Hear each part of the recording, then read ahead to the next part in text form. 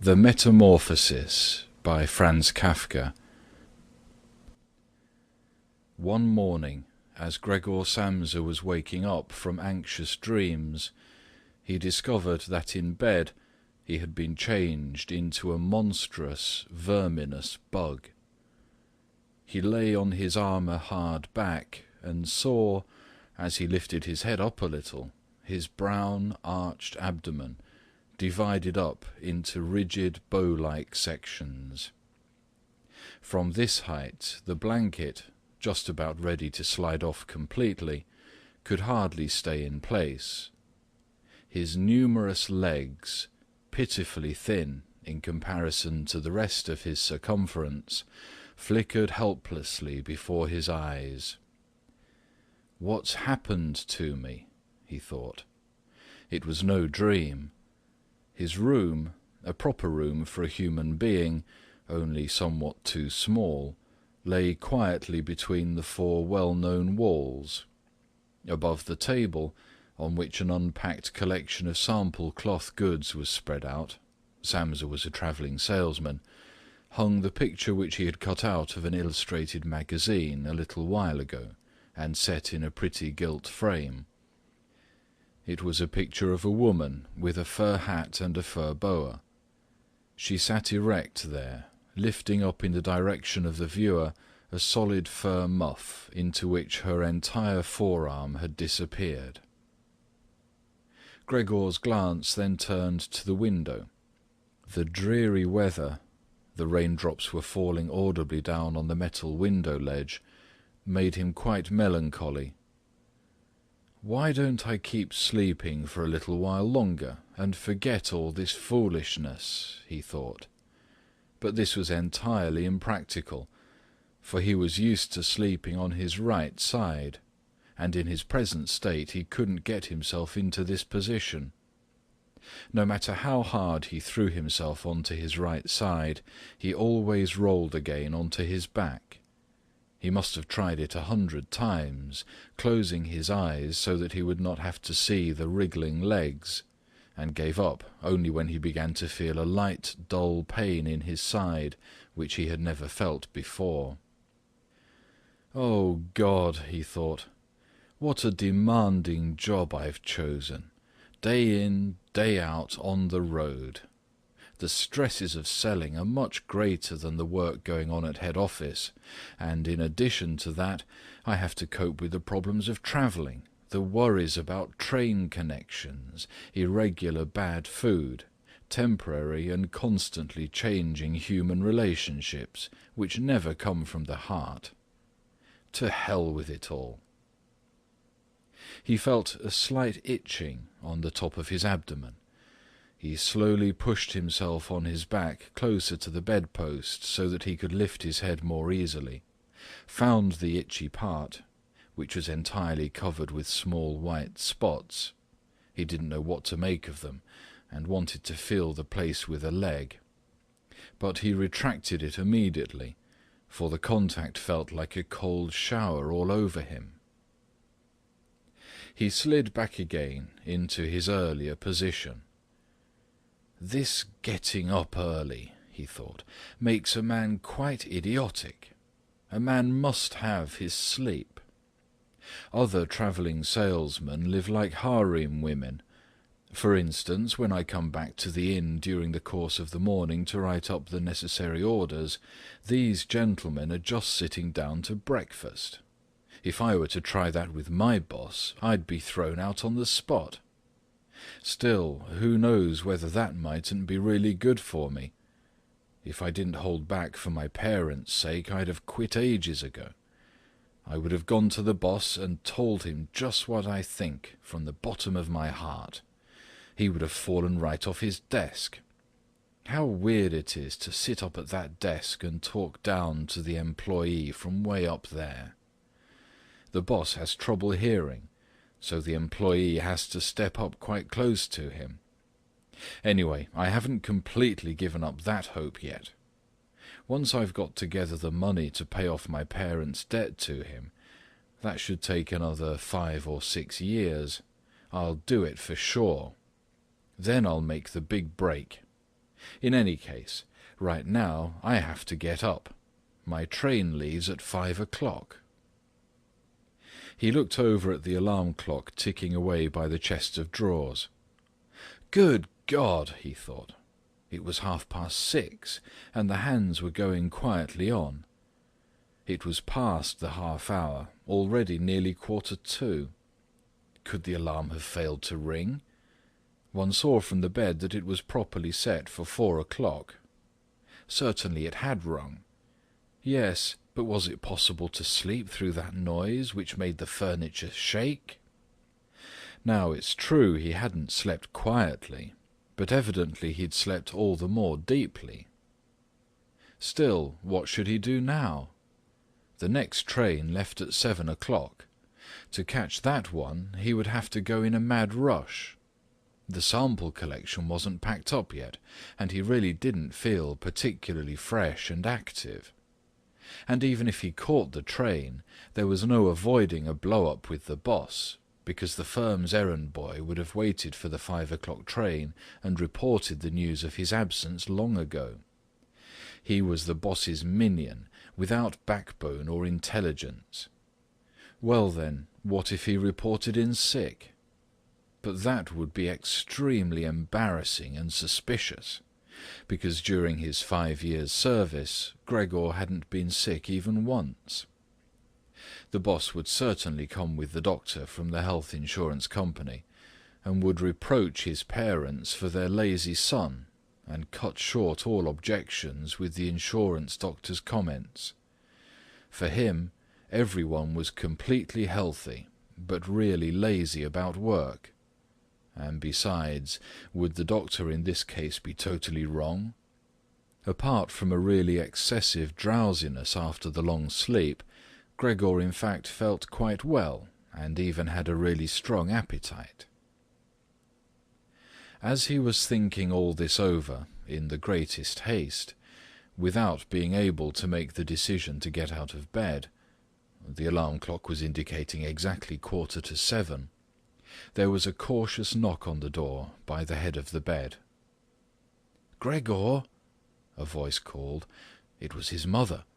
"It's 7:15. Don't you want to be on your way?" The soft voice. Gregor was startled when he heard his voice answering. It was clearly and unmistakably his earlier voice, but in it was intermingled, as if from below, an irrepressibly painful squeaking, which left the words positively distinct only in the first moment, and distorted them in the reverberation, so that one didn't know if one had heard correctly. Gregor wanted to answer in detail and explain everything, but in these circumstances he confined himself to saying, "Yes, yes, thank you, mother. I'm getting up right away." Because of the wooden door, the change in Gregor's voice was not really noticeable outside, so his mother calmed down with this explanation and shuffled off.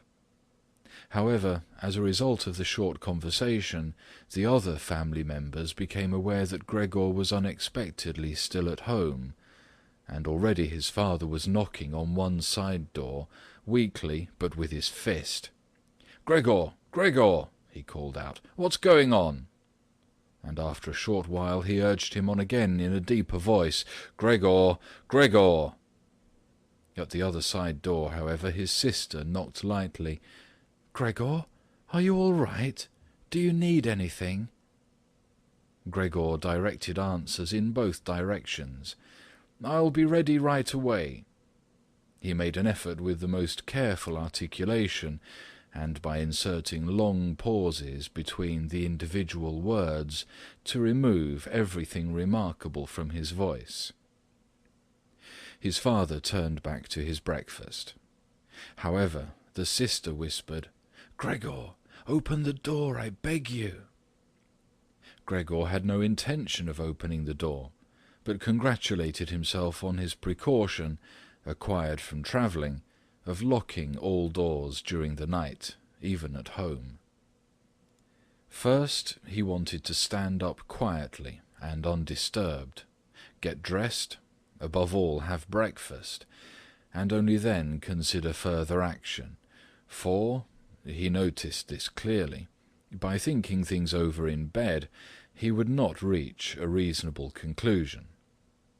He remembered that he had already often felt a light pain or other in bed, perhaps the result of an awkward lying position, which later turned out to be purely imaginary when he stood up, and he was eager to see how his present fantasies would gradually dissipate.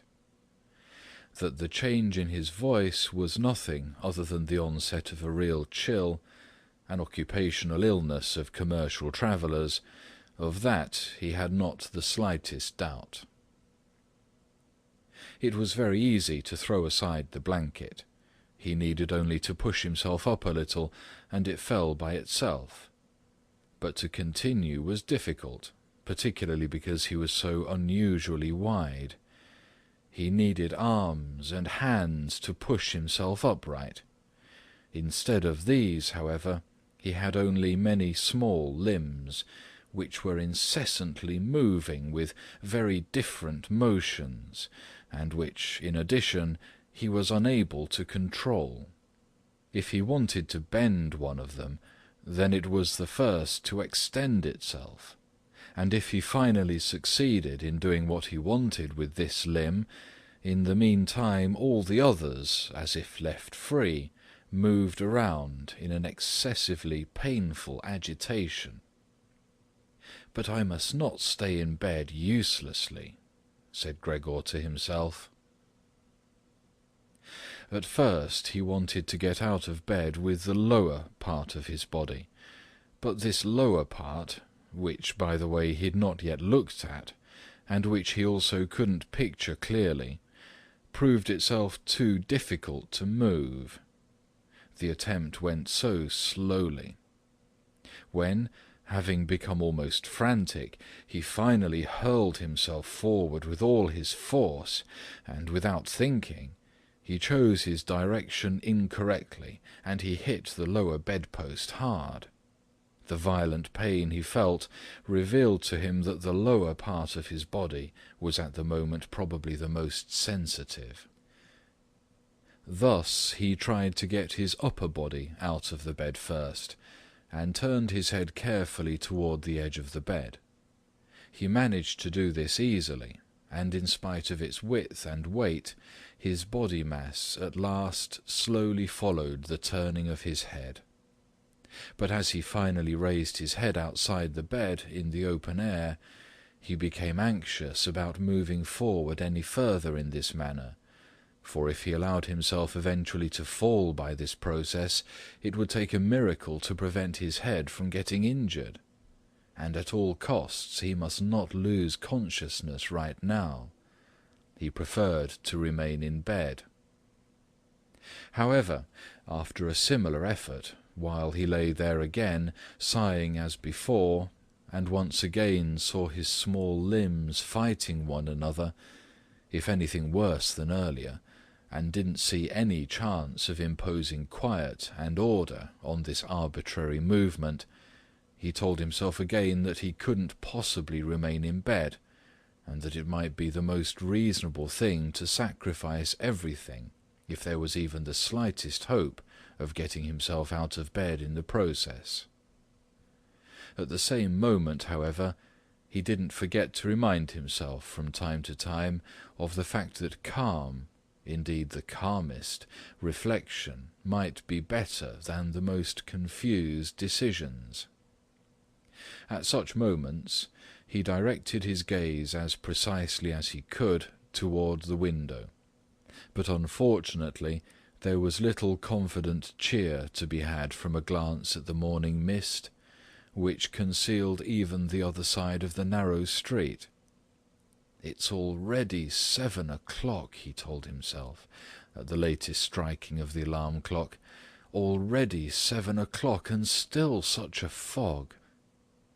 And for a little while longer he lay quietly, with weak breathing, as if perhaps waiting for normal and natural conditions to re-emerge out of the complete stillness. But then he said to himself, Before it strikes 7:15, whatever happens, I must be completely out of bed. Besides, by then someone from the office will arrive to inquire about me, because the office will open before 7 o'clock. And he made an effort then to rock his entire body length out of the bed with a uniform motion. If he let himself fall out of the bed in this way, his head, which in the course of the fall he intended to lift up sharply, would probably remain uninjured. His back seemed to be hard. Nothing would really happen to that as a result of the fall. His greatest reservation was a worry about the loud noise which the fall must create, and which presumably would arouse, if not fright, then at least concern on the other side of all the doors. However, it had to be tried. As Gregor was in the process of lifting himself half out of bed, the new method was more of a game than an effort. He needed only to rock with a constant rhythm.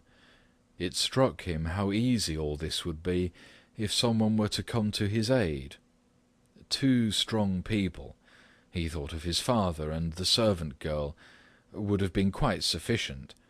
They would have only had to push their arms under his arched back to get him out of the bed, to bend down with their load, and then merely to exercise patience and care that he completed the flip onto the floor, where his diminutive legs would then, he hoped, acquire a purpose.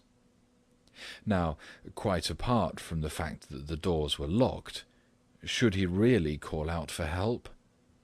In spite of all his distress, he was unable to suppress a smile at this idea. He had already got to the point where, by rocking more strongly, he maintained his equilibrium with difficulty, and very soon he would finally have to decide, for in 5 minutes it would be 7:15. Then there was a ring at the door of the apartment. "That's someone from the office," he told himself, and he almost froze while his small limbs only danced around all the faster. For one moment everything remained still.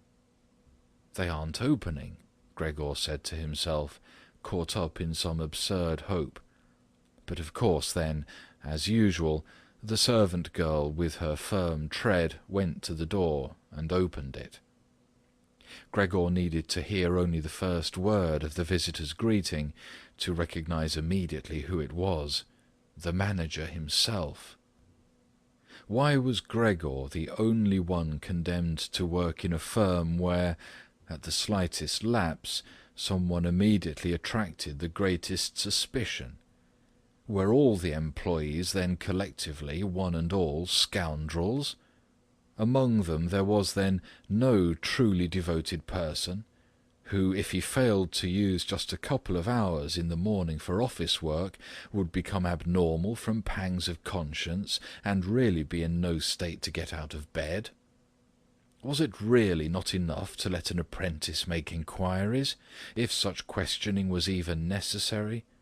Must the manager himself come, and in the process must it be demonstrated to the entire innocent family that the investigation of this suspicious circumstance could be entrusted only to the intelligence of the manager? And more as a consequence of the excited state in which this idea put Gregor than as a result of an actual decision, he swung himself with all his might out of the bed. There was a loud thud, but not a real crash. The fall was absorbed somewhat by the carpet, and, in addition, his back was more elastic than Gregor had thought. For that reason, the dull noise was not quite so conspicuous, but he had not held his head up with sufficient care, and had hit it. He turned his head, irritated and in pain, and rubbed it on the carpet. "Something has fallen in there," said the manager in the next room on the left. Gregor tried to imagine to himself whether anything similar to what was happening to him today could have also happened at some point to the manager. At least, one had to concede the possibility of such a thing. However, as if to give a rough answer to this question, the manager now, with a squeak of his polished boots, took a few determined steps in the next room. From the neighbouring room on the right, the sister was whispering to inform Gregor, "Gregor, the manager is here." "I know," said Gregor to himself, but he did not dare make his voice loud enough so that his sister could hear. "Gregor," his father now said from the neighbouring room on the left, "Mr. Manager has come and is asking why you have not left on the early train. We don't know what we should tell him. Besides, he also wants to speak to you personally. So please open the door. He will be good enough to forgive the mess in your room." In the middle of all this, the manager called out in a friendly way, "Good morning, Mr. Samsa." "He's not well," said his mother to the manager, while his father was still talking at the door. "He is not well, believe me, Mr. Manager. Otherwise, how would Gregor miss a train? The young man has nothing in his head except business. I'm almost angry that he never goes out at night. Right now he's been in the city 8 days, but he's been at home every evening. He sits here with us at the table and reads the newspaper quietly, or studies his travel schedules. It's quite a diversion for him to busy himself with fretwork. For instance, he cut out a small frame over the course of 2 or 3 evenings. You'd be amazed how pretty it is. It's hanging right inside the room. You'll see it immediately as soon as Gregor opens the door. Anyway, I'm happy that you're here, Mr. Manager. By ourselves, we would never have made Gregor open the door. He's so stubborn, and he's certainly not well, although he denied that this morning." "I'm coming right away," said Gregor, slowly and deliberately, and didn't move so as not to lose one word of the conversation. "My dear lady, I cannot explain it to myself in any other way," said the manager. "I hope it is nothing serious. On the other hand, I must also say that we business people, luckily or unluckily, however one looks at it, very often simply have to overcome a slight indisposition for business reasons." "So can Mr. Manager come in to see you now?" asked his father impatiently, and knocked once again on the door. "No," said Gregor. In the neighbouring room on the left, a painful stillness descended. In the neighbouring room on the right, the sister began to sob. Why didn't his sister go to the others? She'd probably just got up out of bed now, and hadn't even started to get dressed yet. Then why was she crying? Because he wasn't getting up and wasn't letting the manager in? Because he was in danger of losing his position, and because then his boss would badger his parents once again with the old demands? Those were probably unnecessary worries right now. Gregor was still here, and wasn't thinking at all about abandoning his family. At the moment he was lying right there on the carpet, and no one who knew about his condition would have seriously demanded that he let the manager in. But Gregor wouldn't be casually dismissed right away because of this small discourtesy, for which he would find an easy and suitable excuse later on.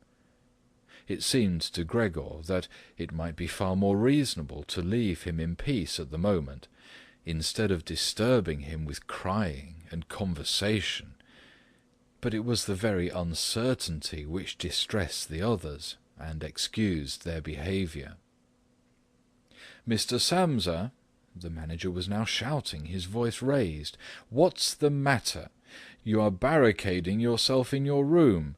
Answer with only a yes or a no. Are you making serious and unnecessary troubles for your parents, and neglecting, I mention this only incidentally, your commercial duties in a truly unheard of manner? I am speaking here in the name of your parents and your employer, and I am requesting you in all seriousness for an immediate and clear explanation. I am amazed. I thought I knew you as a calm, reasonable person, and now you appear suddenly to want to start parading round in weird moods. The chief indicated to me earlier this very day a possible explanation for your neglect. It concerned the collection of cash entrusted to you a short while ago, but in truth I almost gave him my word of honour that this explanation could not be correct. However, now I see here your unimaginable pig-headedness, and I am totally losing any desire to speak up for you in the slightest, and your position is not at all the most secure. Originally I intended to mention all this to you privately, but since you are letting me waste my time here uselessly, I don't know why the matter shouldn't come to the attention of your parents. Your productivity has also been very unsatisfactory recently. Of course, it's not the time of year to conduct exceptional business, we recognize that, but a time of the year for conducting no business, there is no such thing at all, Mr. Samsa, and such a thing must never be. But, Mr. Manager, called Gregor, beside himself, and, in his agitation, forgetting everything else, I'm opening the door immediately, this very moment. A slight indisposition, a dizzy spell, has prevented me from getting up. I'm still lying in bed right now, but I'm quite refreshed once again. I'm in the midst of getting out of bed. Just have patience for a short moment. Things are not going as well as I thought, but things are all right. How suddenly this can overcome someone! Only yesterday evening everything was fine with me. My parents certainly know that. Actually, just yesterday evening I had a small premonition. People must have seen that in me. Why have I not reported that to the office? But people always think that they'll get over sickness without having to stay at home. Mr. Manager, take it easy on my parents. There is really no basis for the criticisms which you are now making against me, and really nobody has said a word to me about that. Perhaps you've not read the latest orders which I shipped. Besides, now I'm getting out on my trip on the 8 o'clock train. The few hours' rest have made me stronger. Mr. Manager, do not stay.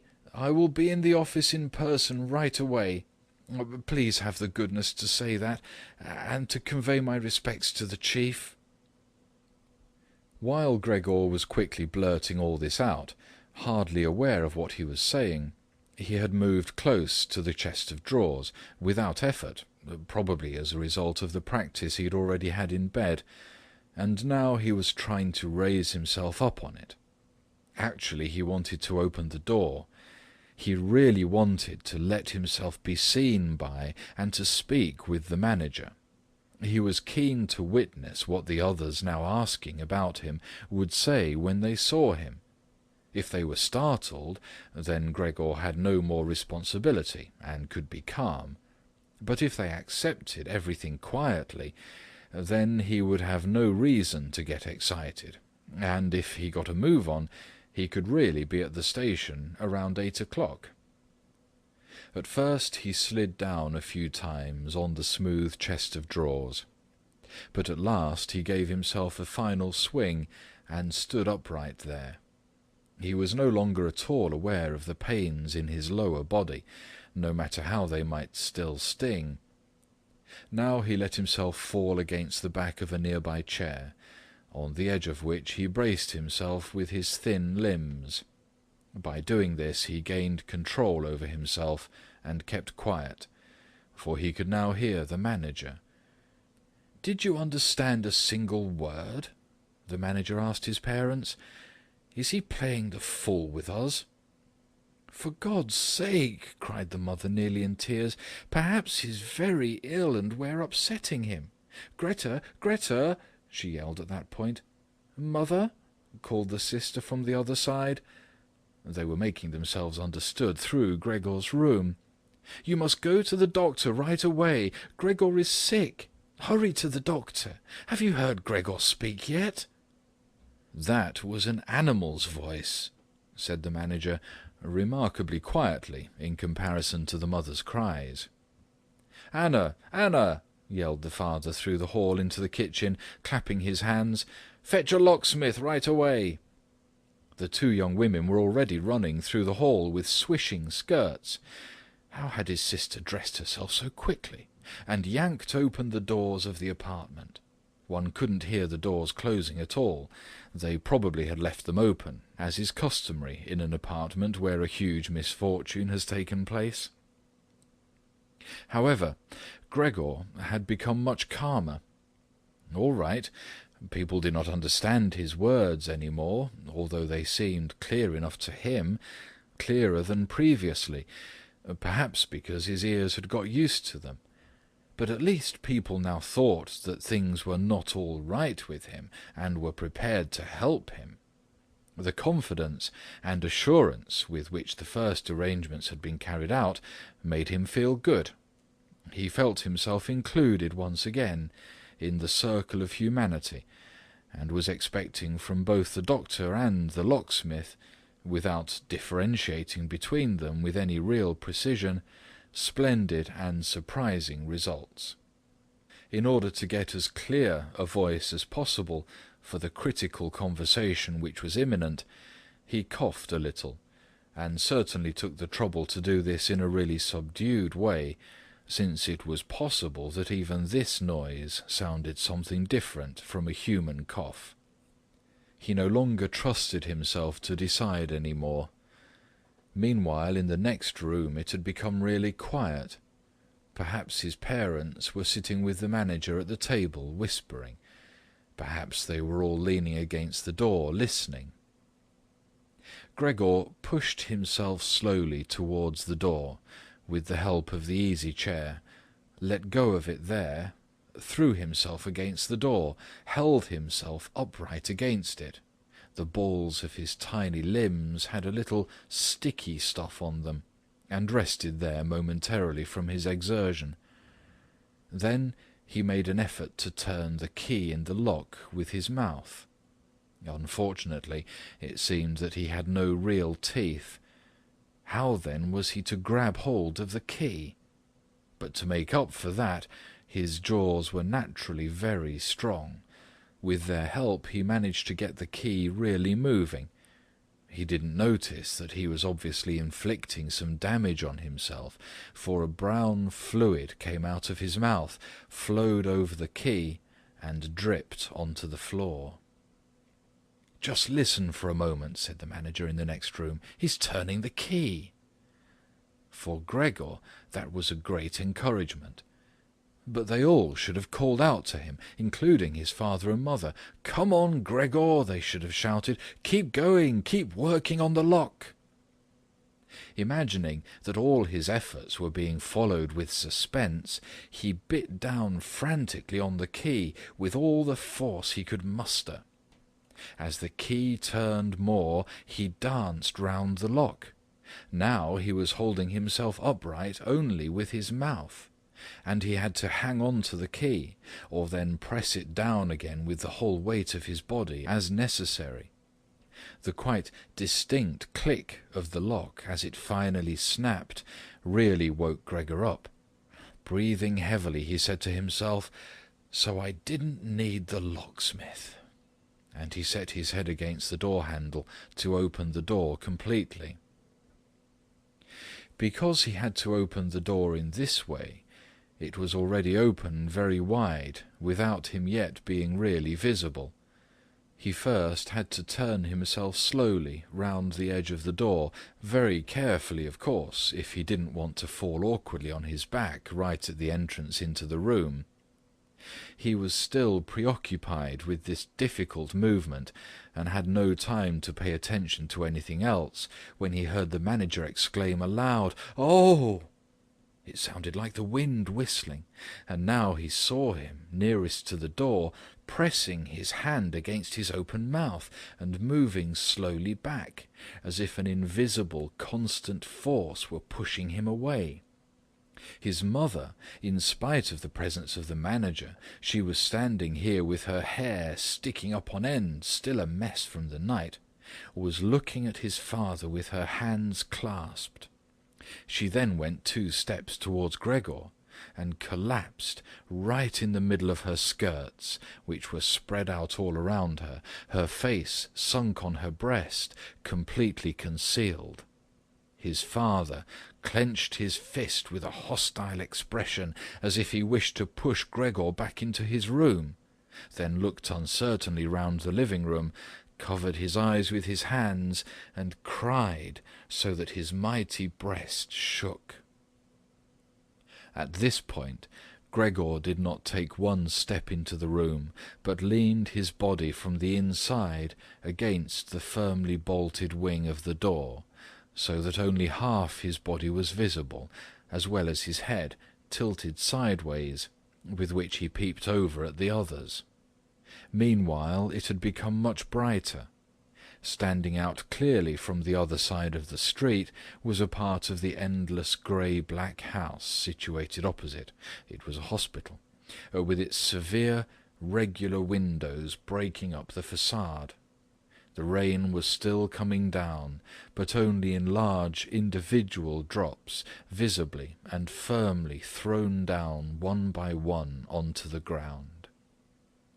The breakfast dishes were standing piled around on the table, because for his father breakfast was the most important meal-time in the day, which he prolonged for hours by reading various newspapers. Directly across, on the opposite wall, hung a photograph of Gregor from the time of his military service. It was a picture of him as a lieutenant, as he, smiling and worry-free, with his hand on his sword, demanded respect for his bearing and uniform. The door to the hall was ajar, and since the door to the apartment was also open, one could see out into the landing of the apartment and the start of the staircase going down. "Now," said Gregor, well aware that he was the only one who'd kept his composure, "I'll get dressed right away, pack up the collection of samples, and set off. You'll allow me to set out on my way, will you not? You see, Mr. Manager, I'm not pig-headed, and I'm happy to work. Travelling is exhausting, but I couldn't live without it. Where are you going, Mr. Manager? To the office, really? Will you report everything truthfully? A person can be incapable of work momentarily, but that's precisely the best time to remember the earlier achievements, and to consider that later, after the obstacles have been shoved aside, the person will work all the more eagerly and intensely. I'm really so indebted to Mr. Chief, you know that perfectly well. On the other hand, I am concerned about my parents and my sister. I'm in a fix, but I'll work myself out of it again. Don't make things more difficult for me than they already are.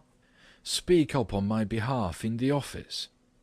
People don't like travelling salesmen, I know that. People think they earn pots of money and thus lead a fine life. People don't even have any special reason to think through this judgment more clearly.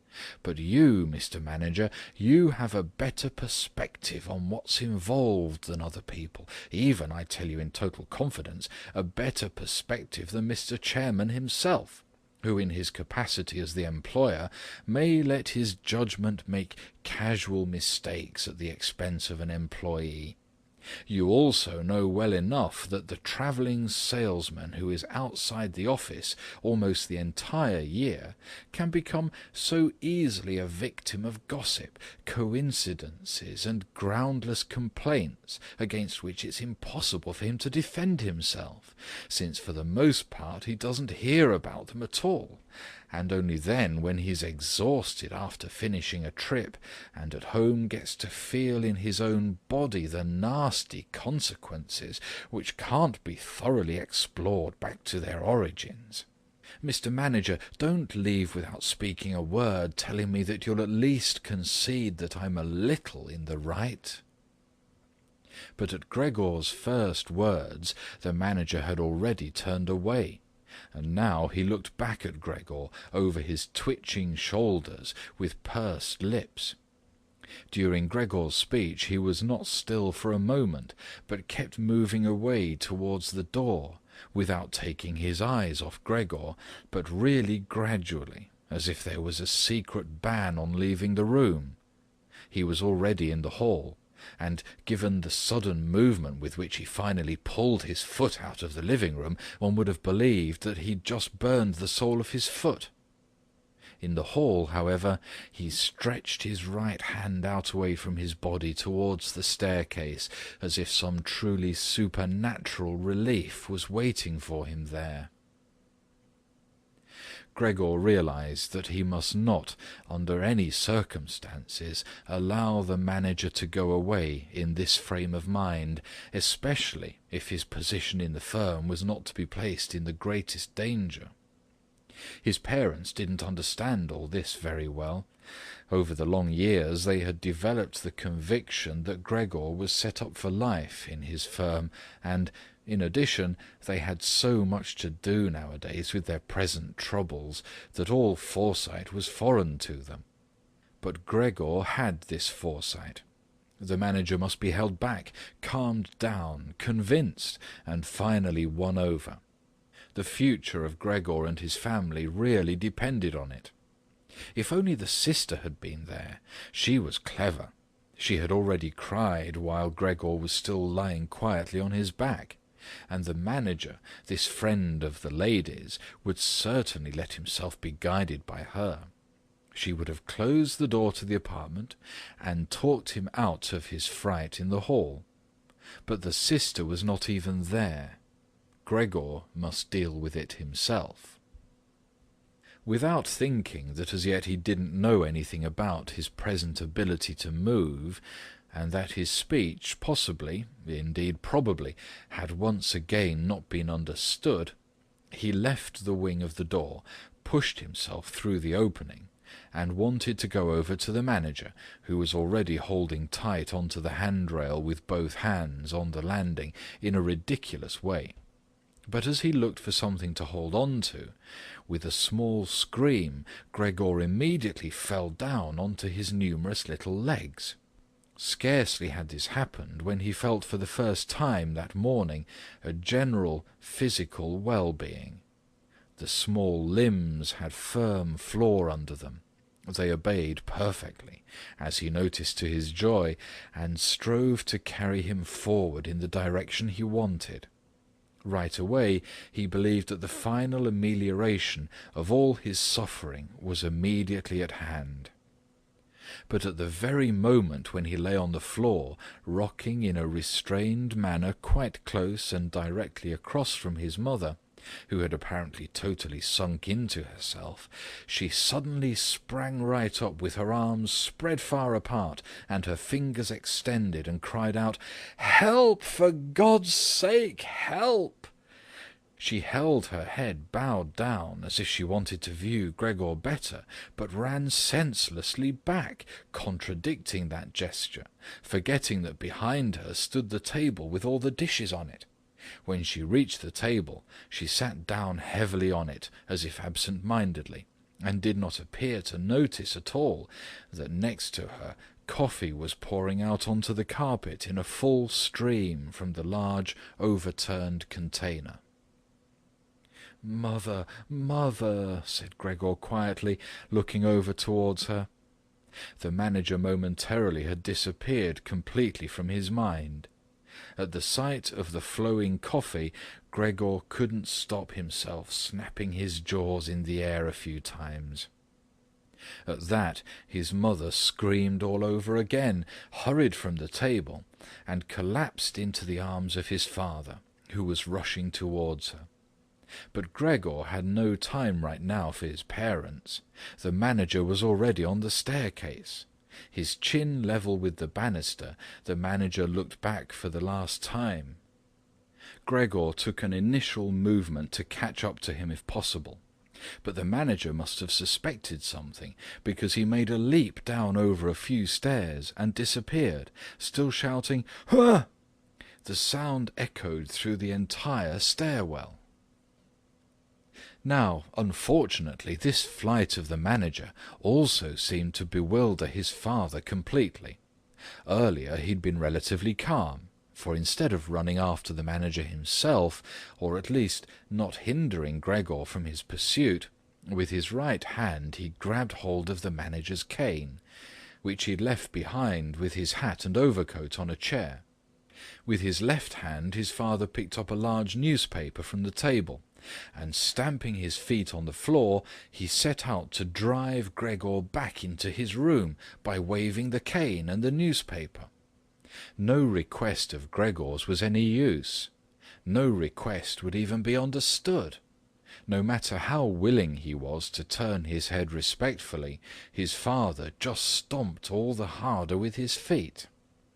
Across the room from him, his mother had pulled open a window, in spite of the cool weather, and leaning out with her hands on her cheeks, she pushed her face far outside the window.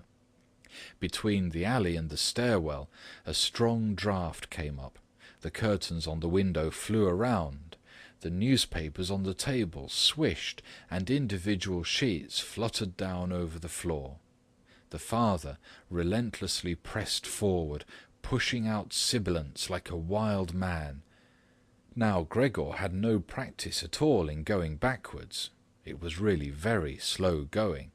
If Gregor only had been allowed to turn himself round, he could have been in his room right away, but he was afraid to make his father impatient by the time-consuming process of turning round, and each moment he faced the threat of a mortal blow on his back or his head from the cane in his father's hand.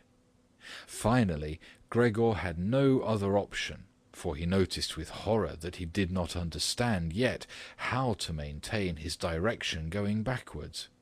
And so he began, amid constantly anxious sideways glances in his father's direction, to turn himself round as quickly as possible, although in truth this was only done very slowly. Perhaps his father noticed his good intentions, for he did not disrupt Gregor in this motion, but with the tip of the cane from a distance he even directed Gregor's rotating movement here and there. If only his father had not hissed so unbearably. Because of that, Gregor totally lost his head. He was already almost totally turned round when, always with this hissing in his ear, he just made a mistake and turned himself back a little. But when he finally was successful in getting his head in front of the door opening, it became clear that his body was too wide to go through any further. Naturally, his father, in his present mental state, had no idea of opening the other wing of the door a bit to create a suitable passage for Gregor to get through. His single fixed thought was that Gregor must get into his room as quickly as possible. He would never have allowed the elaborate preparations that Gregor required to orient himself and thus perhaps get through the door. On the contrary, as if there were no obstacle, and with a peculiar noise, he now drove Gregor forwards. Behind Gregor, the sound at this point was no longer like the voice of only a single father. Now it was really no longer a joke, and Gregor forced himself, come what might, into the door. One side of his body was lifted up. He lay at an angle in the door opening. His one flank was sore with the scraping. On the white door, ugly blotches were left.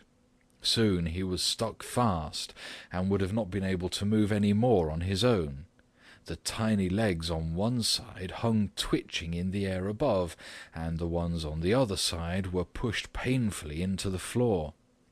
Then his father gave him one really strong, liberating push from behind, and he scurried, bleeding severely, far into the interior of his room. The door was slammed shut with the cane, and finally it was quiet. Gregor first woke up from his heavy swoon-like sleep in the evening twilight. He would certainly have woken up soon afterwards without any disturbance, for he felt himself sufficiently rested and wide awake, although it appeared to him as if a hurried step and a cautious closing of the door to the hall had aroused him. Light from the electric street lamps lay pale here and there on the ceiling and on the higher parts of the furniture, but underneath, around Gregor, it was dark. He pushed himself slowly toward the door, still groping awkwardly with his feelers, which he now learned to value for the first time, to check what was happening there. His left side seemed one single long, unpleasantly stretched scar, and he really had to hobble on his 2 rows of legs. In addition, one small leg had been seriously wounded in the course of the morning incident. It was almost a miracle that only one had been hurt, and dragged lifelessly behind. By the door he first noticed what had really lured him there. It was the smell of something to eat. A bowl stood there, filled with sweetened milk, in which swam tiny pieces of white bread. He almost laughed with joy, for he now had a much greater hunger than in the morning, and he immediately dipped his head, almost up to and over his eyes, down into the milk. But he soon drew it back again in disappointment, not just because it was difficult for him to eat on account of his delicate left side.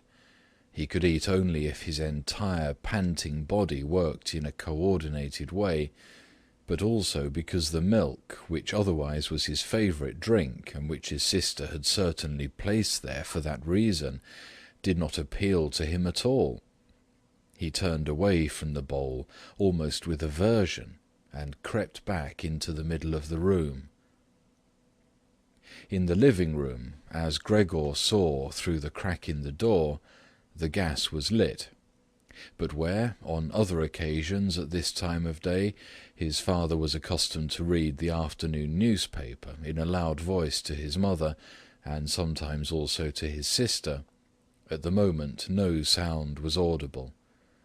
Now perhaps this reading aloud, about which his sister had always spoken and written to him, had recently fallen out of their general routine, but it was so still all around, in spite of the fact that the apartment was certainly not empty.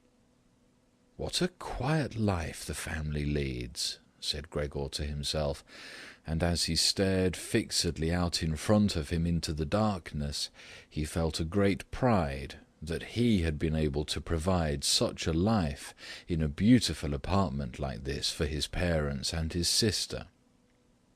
But how would things go if now all tranquillity, all prosperity, all contentment should come to a horrible end? In order not to lose himself in such thoughts, Gregor preferred to set himself moving, so he moved up and down in his room. Once during the long evening, one side door and then the other door was opened just a tiny crack and quickly closed again. Someone presumably needed to come in, but had then thought better of it.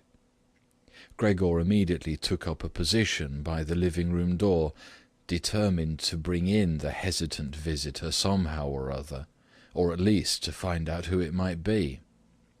But now the door was not opened any more, and Gregor waited in vain. Earlier, when the door had been barred, they had all wanted to come in to him. Now, when he'd opened one door, and when the others had obviously been opened during the day, no one came any more, and the keys were stuck in the locks on the outside. The light in the living-room was turned off only late at night, and now it was easy to establish that his parents and his sister had stayed awake all this time, for one could hear clearly as all three moved away on tiptoe. Now it was certain that no one would come into Gregor any more until the morning. Thus he had a long time to think undisturbed about how he would reorganize his life from scratch. But the high open room in which he was compelled to lie flat on the floor made him anxious, without his being able to figure out the reason, for he had lived in the room for 5 years. With a half-unconscious turn, and not without a slight shame, he scurried under the couch, where, in spite of the fact that his back was a little cramped and he could no longer lift up his head, he felt very comfortable, and was sorry only that his body was too wide to fit completely under it. There he remained the entire night, which he spent partly in a state of semi-sleep, out of which his hunger constantly woke him with a start, but partly in a state of worry and murky hopes, which all led to the conclusion that for the time being he would have to keep calm, and with patience and the greatest consideration for his family tolerate the troubles which in his present condition he was now forced to cause them. Already early in the morning, it was still almost night, Gregor had an opportunity to test the power of the decisions he had just made, for his sister, almost fully dressed, opened the door from the hall into his room and looked eagerly inside. She did not find him immediately, but when she noticed him under the couch, God, he had to be somewhere or other, for he could hardly fly away, she got such a shock that, without being able to control herself, she slammed the door shut once again from the outside. However, as if she was sorry for her behaviour, she immediately opened the door again and walked in on her tiptoes, as if she was in the presence of a serious invalid or a total stranger. Gregor had pushed his head forward just to the edge of the couch and was observing her. Would she really notice that he had left the milk standing, not indeed from any lack of hunger, and would she bring in something else to eat more suitable for him? If she did not do it on her own, he would sooner starve to death than call her attention to the fact, although he had a really powerful urge to move beyond the couch, throw himself at his sister's feet, and beg her for something or other good to eat. But his sister noticed right away, with astonishment, that the bowl was still full, with only a little milk spilled around it. She picked it up immediately, although not with her bare hands, but with a rag, and took it out of the room. Gregor was extremely curious what she would bring as a substitute, and he pictured to himself different ideas about it. But he never could have guessed what his sister, out of the goodness of her heart, in fact did. She brought him, to test his taste, an entire selection, all spread out on an old newspaper. There were old half-rotten vegetables, bones from the evening meal, covered in a white sauce which had almost solidified, some raisins and almonds, cheese which Gregor had declared inedible 2 days earlier, a slice of dry bread, and a slice of salted bread smeared with butter. In addition to all this, she put down a bowl, probably designated once and for all as Gregor's, into which she had poured some water. And out of her delicacy of feeling, since she knew that Gregor would not eat in front of her, she went away very quickly, and even turned the key in the lock so that Gregor would now observe that he could make himself as comfortable as he wished. Gregor's small limbs buzzed now that the time for eating had come. His wounds must in any case have already healed completely. He felt no handicap on that score. He was astonished at that, and thought about how more than a month ago he'd cut his finger slightly with a knife, and how this wound had hurt enough even the day before yesterday. Am I now going to be less sensitive, he thought, already sucking greedily on the cheese, which had strongly attracted him right away, more than all the other foods. Quickly, and with his eyes watering with satisfaction, he ate one after the other, the cheese, the vegetables, and the sauce. The fresh food, by contrast, didn't taste good to him. He couldn't bear the smell, and even carried the things he wanted to eat a little distance away. By the time his sister slowly turned the key as a sign that he should withdraw, he was long finished, and now lay lazily in the same spot. The noise immediately startled him, in spite of the fact that he was already almost asleep, and he scurried back again under the couch. But it cost him great self-control to remain under the couch, even for the short time his sister was in the room, because his body had filled out somewhat on account of the rich meal, and in the narrow space there he could scarcely breathe. In the midst of minor attacks of asphyxiation, he looked at her with somewhat protruding eyes, as his unsuspecting sister swept up with a broom, not just the remnants, but even the foods which Gregor had not touched at all, as if these were also now useless, and as she dumped everything quickly into a bucket, which she closed with a wooden lid, and then carried all of it out of the room. She had hardly turned around before Gregor had already dragged himself out from the couch, stretched out, and let his body expand.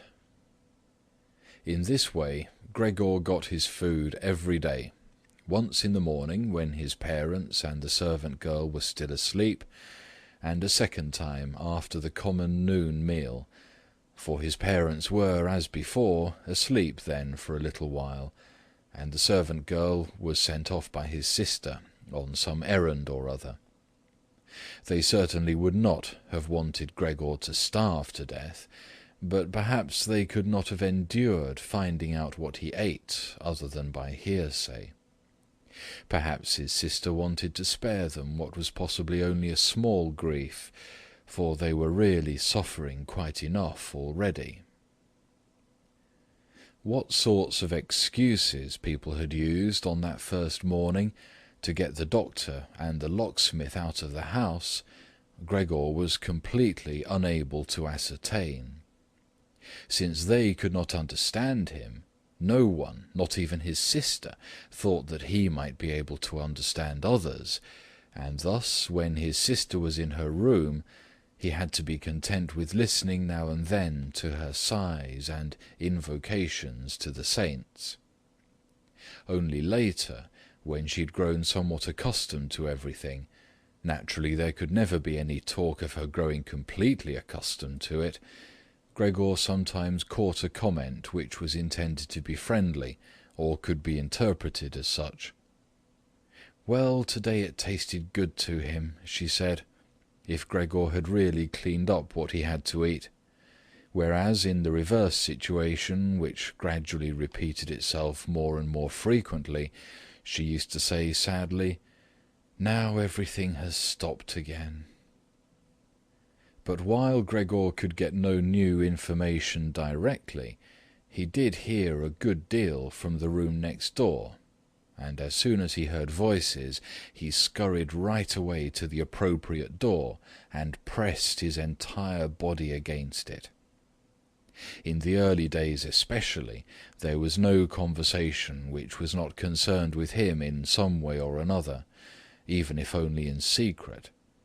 For 2 days, at all meal-times, discussions on that subject could be heard, on how people should now behave. But they also talked about the same subject in the times between meals, for there were always at least 2 family members at home, since no one really wanted to remain in the house alone, and people could not under any circumstances leave the apartment completely empty.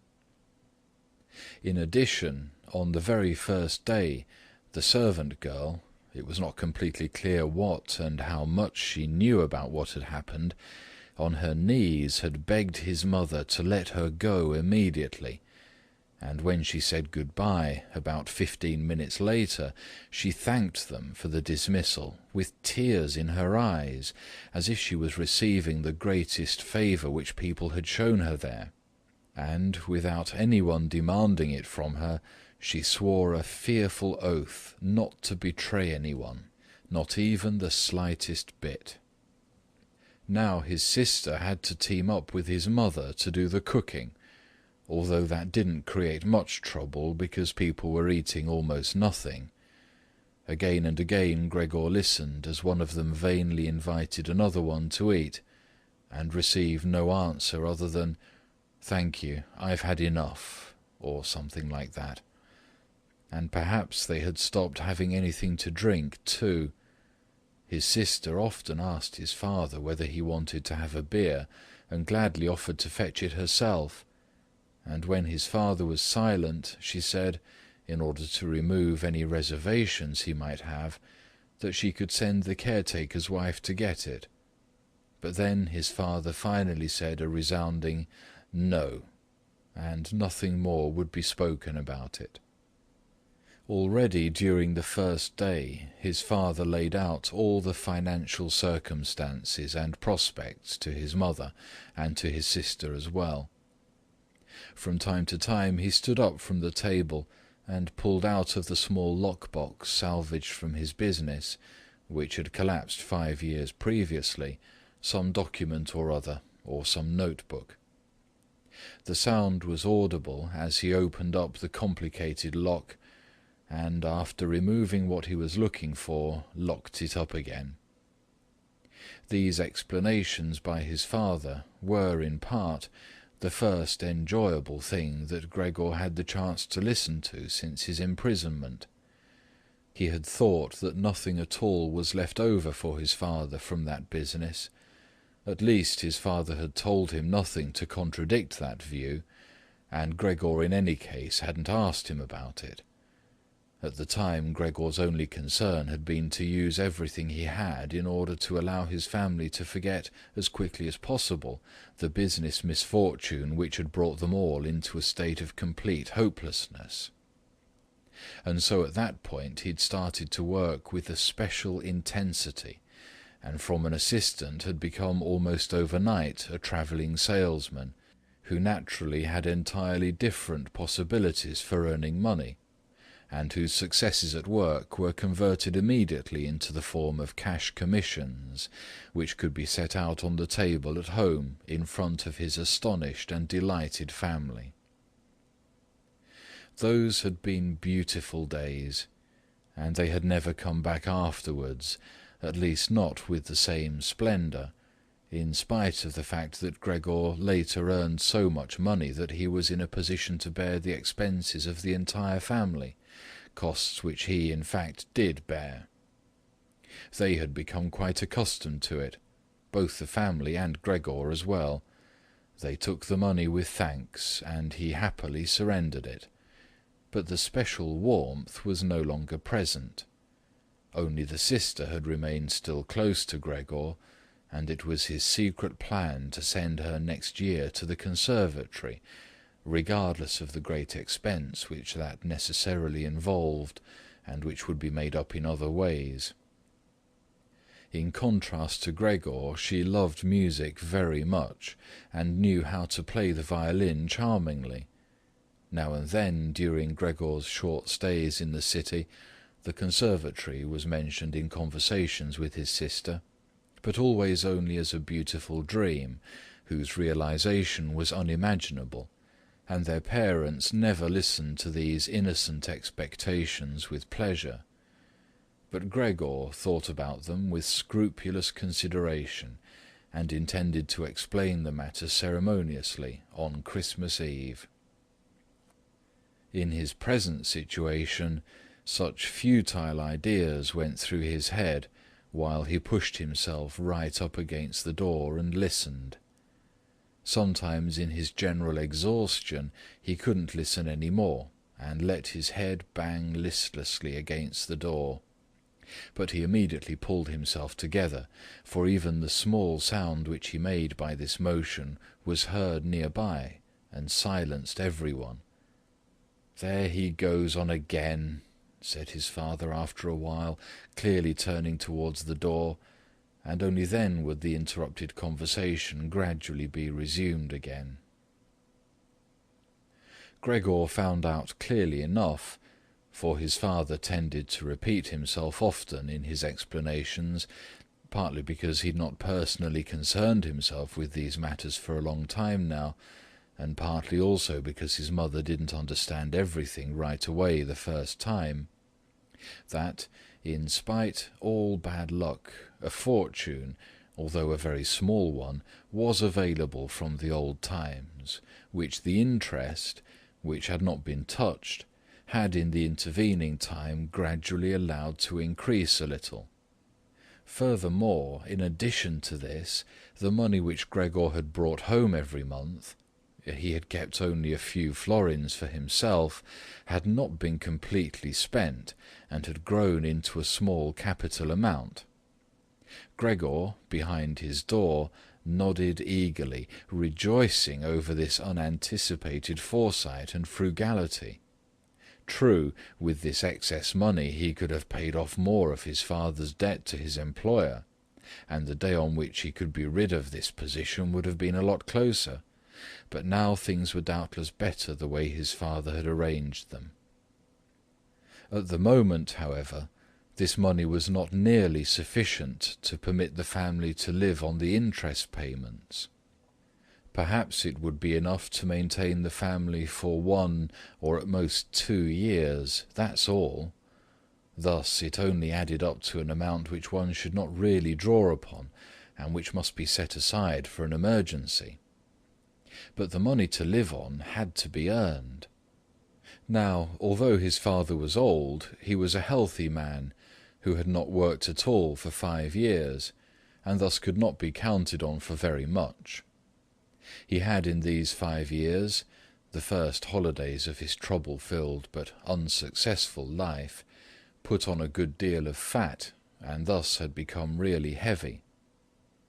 And should his old mother now perhaps work for money, a woman who suffered from asthma, for whom wandering through the apartment even now was a great strain, and who spent every second day on the sofa by the open window, labouring for breath?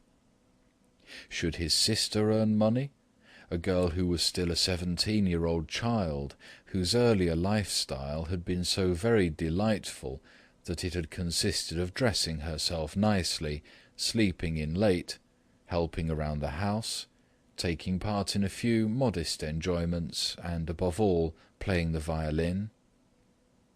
When it came to talking about this need to earn money, at first Gregor went away from the door and threw himself on the cold leather sofa beside the door, for he was quite hot from shame and sorrow. Often he lay there all night long. He didn't sleep a moment, and just scratched on the leather for hours at a time. He undertook the very difficult task of shoving a chair over to the window. Then he crept up on the window-sill, and, braced on the chair, leaned against the window to look out, obviously with some memory or other of the satisfaction which that used to bring him in earlier times. Actually, from day to day he perceived things with less and less clarity, even those a short distance away, the hospital across the street, the all too frequent sight of which he had previously cursed, was not visible at all any more, and if he had not been precisely aware that he lived in the quiet but completely urban Charlotte Street, he could have believed that from his window he was peering out at a featureless wasteland, in which the grey heaven and the grey earth had merged and were indistinguishable. His attentive sister must have observed a couple of times that the chair stood by the window. Then, after cleaning up the room, each time she pushed the chair back right against the window, and from now on she even left the inner casement open. If Gregor had only been able to speak to his sister and thank her for everything that she had to do for him, he would have tolerated her service more easily. As it was, he suffered under it. The sister admittedly sought to cover up the awkwardness of everything as much as possible, and as time went by she naturally got more successful at it. But with the passing of time, Gregor also came to understand everything more precisely. Even her entrance was terrible for him. As soon as she entered, she ran straight to the window, without taking the time to shut the door, in spite of the fact that she was otherwise very considerate in sparing anyone the sight of Gregor's room, and yanked the window open with eager hands, as if she was almost suffocating, and remained for a while by the window, breathing deeply, even when it was still so cold. With this running and noise she frightened Gregor twice every day. The entire time he trembled under the couch, and yet he knew very well that she would certainly have spared him gladly if it had only been possible to remain with the window closed in a room where Gregor lived. On one occasion, about 1 month had already gone by since Gregor's transformation, and there was now no particular reason any more for his sister to be startled at Gregor's appearance. She arrived a little earlier than usual, and came upon Gregor as he was still looking out the window, immobile and well positioned to frighten someone. It would not have come as a surprise to Gregor if she had not come in, since his position was preventing her from opening the window immediately. But she not only did not step inside, she even retreated and shut the door. A stranger really might have concluded from this that Gregor had been lying in wait for her and wanted to bite her. Of course, Gregor immediately concealed himself under the couch, but he had to wait until the noon meal before his sister returned, and she seemed much less calm than usual. From this he realized that his appearance was still constantly intolerable to her, and must remain intolerable in future, and that she really had to exert a lot of self-control not to run away from a glimpse of only the small part of his body which stuck out from under the couch. In order to spare her even this sight, one day he dragged the sheet on his back and onto the couch. This task took him 4 hours, and arranged it in such a way that he was now completely concealed, and his sister, even if she bent down, could not see him. If this sheet was not necessary, as far as she was concerned, then she could remove it, for it was clear enough that Gregor could not derive any pleasure from isolating himself so completely. But she left the sheet just as it was, and Gregor believed he even caught a look of gratitude when, on one occasion, he carefully lifted up the sheet a little with his head to check, as his sister took stock of the new arrangement. In the first 2 weeks his parents could not bring themselves to visit him, and he often heard how they fully acknowledged his sister's present work, whereas earlier they had often got annoyed at his sister because she had seemed to them a somewhat useless young woman. However, now both his father and his mother often waited in front of Gregor's door while his sister cleaned up inside, and as soon as she came out she had to explain in detail how things looked in the room, what Gregor had eaten, how he had behaved this time, and whether perhaps a slight improvement was perceptible. In any event, his mother comparatively soon wanted to visit Gregor, but his father and his sister restrained her, at first with reasons which Gregor listened to very attentively and which he completely endorsed. Later, however, they had to hold her back forcefully, and when she then cried, "Let me go to Gregor, he's my unlucky son. Don't you understand that I have to go to him?"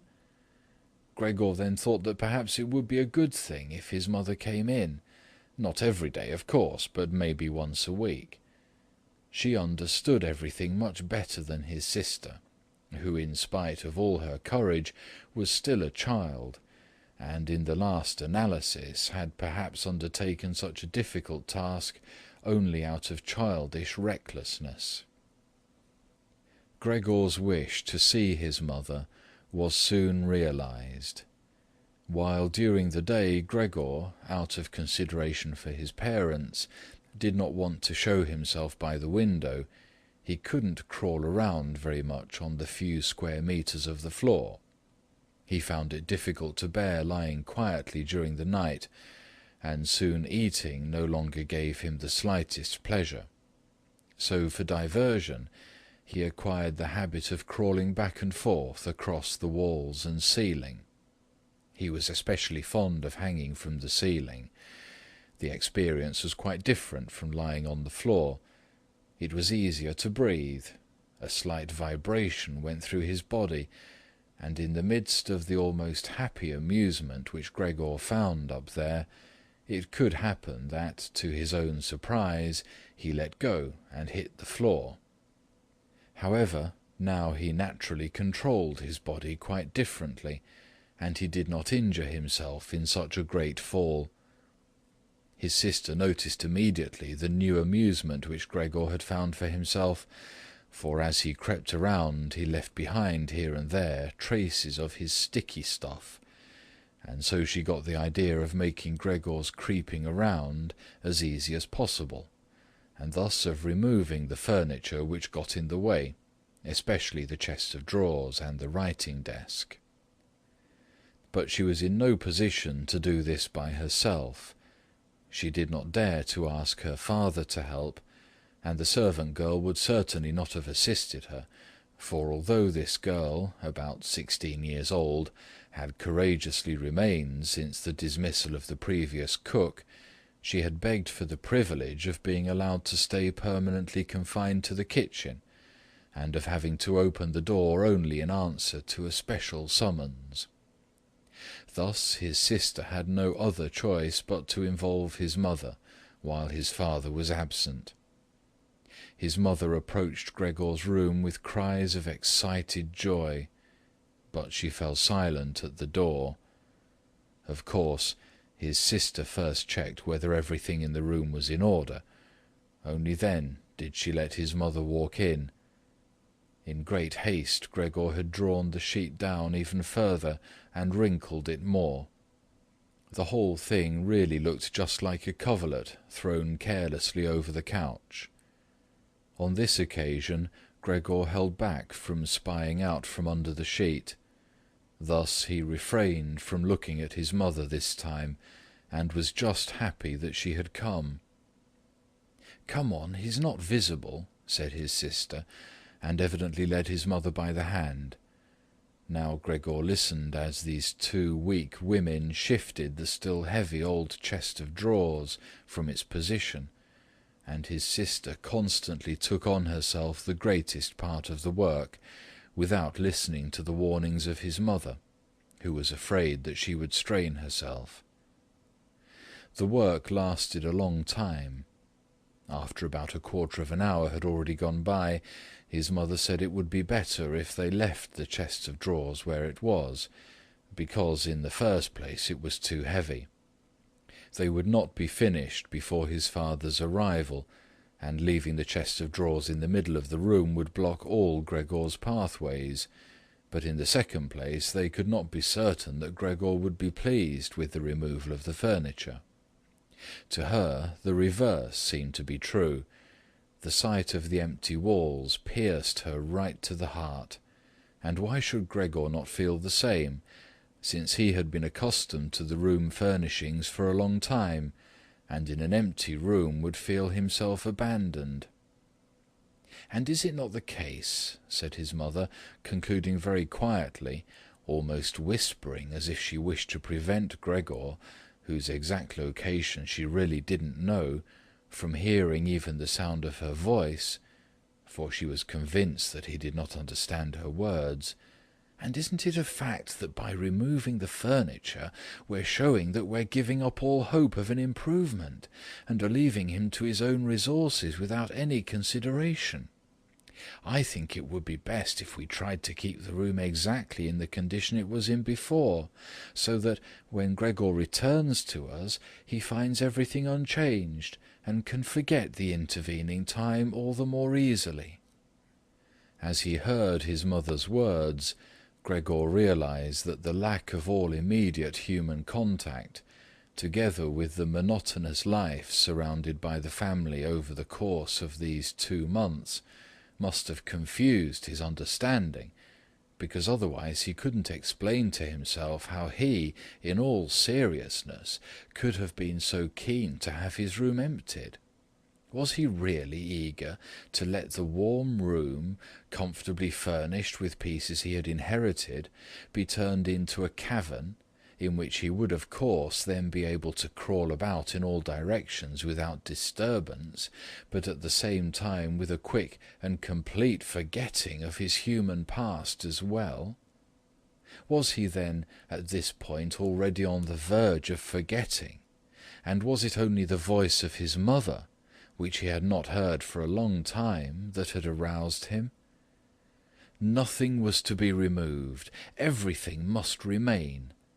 In his condition he could not function without the beneficial influences of his furniture, and if the furniture prevented him from carrying out his senseless crawling about all over the place, then there was no harm in that, but rather a great benefit. But his sister unfortunately thought otherwise. She had grown accustomed, certainly not without justification, so far as the discussion of matters concerning Gregor was concerned, to act as a special expert with respect to their parents, and so now the mother's advice was for his sister sufficient reason to insist on the removal, not only of the chest of drawers and the writing-desk, which were the only items she had thought about at first, but also of all the furniture, with the exception of the indispensable couch. Of course, it was not only childish defiance and her recent very unexpected and hard-won self-confidence which led her to this demand. She had also actually observed that Gregor needed a great deal of room to creep about. The furniture, on the other hand, as far as one could see, was not of the slightest use. But perhaps the enthusiastic sensibility of young women of her age also played a role. This feeling sought release at every opportunity, and with it Greta now felt tempted to want to make Gregor's situation even more terrifying, so that then she would be able to do even more for him than now. For surely no one except Greta would ever trust themselves to enter a room in which Gregor ruled the empty walls all by himself, and so she did not let herself be dissuaded from her decision by her mother, who in this room seemed uncertain of herself in her sheer agitation, and soon kept quiet, helping his sister with all her energy to get the chest of drawers out of the room. Now Gregor could still do without the chest of drawers if need be, but the writing-desk really had to stay, and scarcely had the women left the room with the chest of drawers, groaning as they pushed it, when Gregor stuck his head out from under the sofa to take a look how he could intervene cautiously and with as much consideration as possible. But unfortunately it was his mother who came back into the room first, while Greta had her arms wrapped around the chest of drawers in the next room and was rocking it back and forth by herself, without moving it from its position. His mother was not used to the sight of Gregor. He could have made her ill, and so, frightened, Gregor scurried backwards right to the other side of the sofa, but he could no longer prevent the sheet from moving forward a little. That was enough to catch his mother's attention. She came to a halt, stood still for a moment, and then went back to Greta. Although Gregor kept repeating to himself over and over that really nothing unusual was going on, that only a few pieces of furniture were being rearranged, he soon had to admit to himself that the movements of the women to and fro, their quiet conversations, and the scratching of the furniture on the floor affected him like a great swollen commotion on all sides, and so firmly was he pulling in his head and legs and pressing his body to the floor, he had to tell himself unequivocally that he wouldn't be able to endure all this much longer. They were cleaning out his room, taking away from him everything he cherished. They had already dragged out the chest of drawers in which the fret-saw and other tools were kept, and they were now loosening the writing desk which was fixed tight to the floor, the desk on which he, as a business student, a school student, indeed even as an elementary school student, had written out his assignments. At that moment he really didn't have any more time to check the good intentions of the two women, whose existence he had in any case almost forgotten, because in their exhaustion they were working really silently, and the heavy stumbling of their feet was the only sound to be heard. And so he scuttled out. The women were just propping themselves up on the writing desk in the next room in order to take a breather. Changing the direction of his path 4 times, he really didn't know what he should rescue first. Then he saw hanging conspicuously on the wall, which was otherwise already empty, the picture of the woman dressed in nothing but fur. He quickly scurried up over it and pressed himself against the glass which held it in place, and which made his hot abdomen feel good.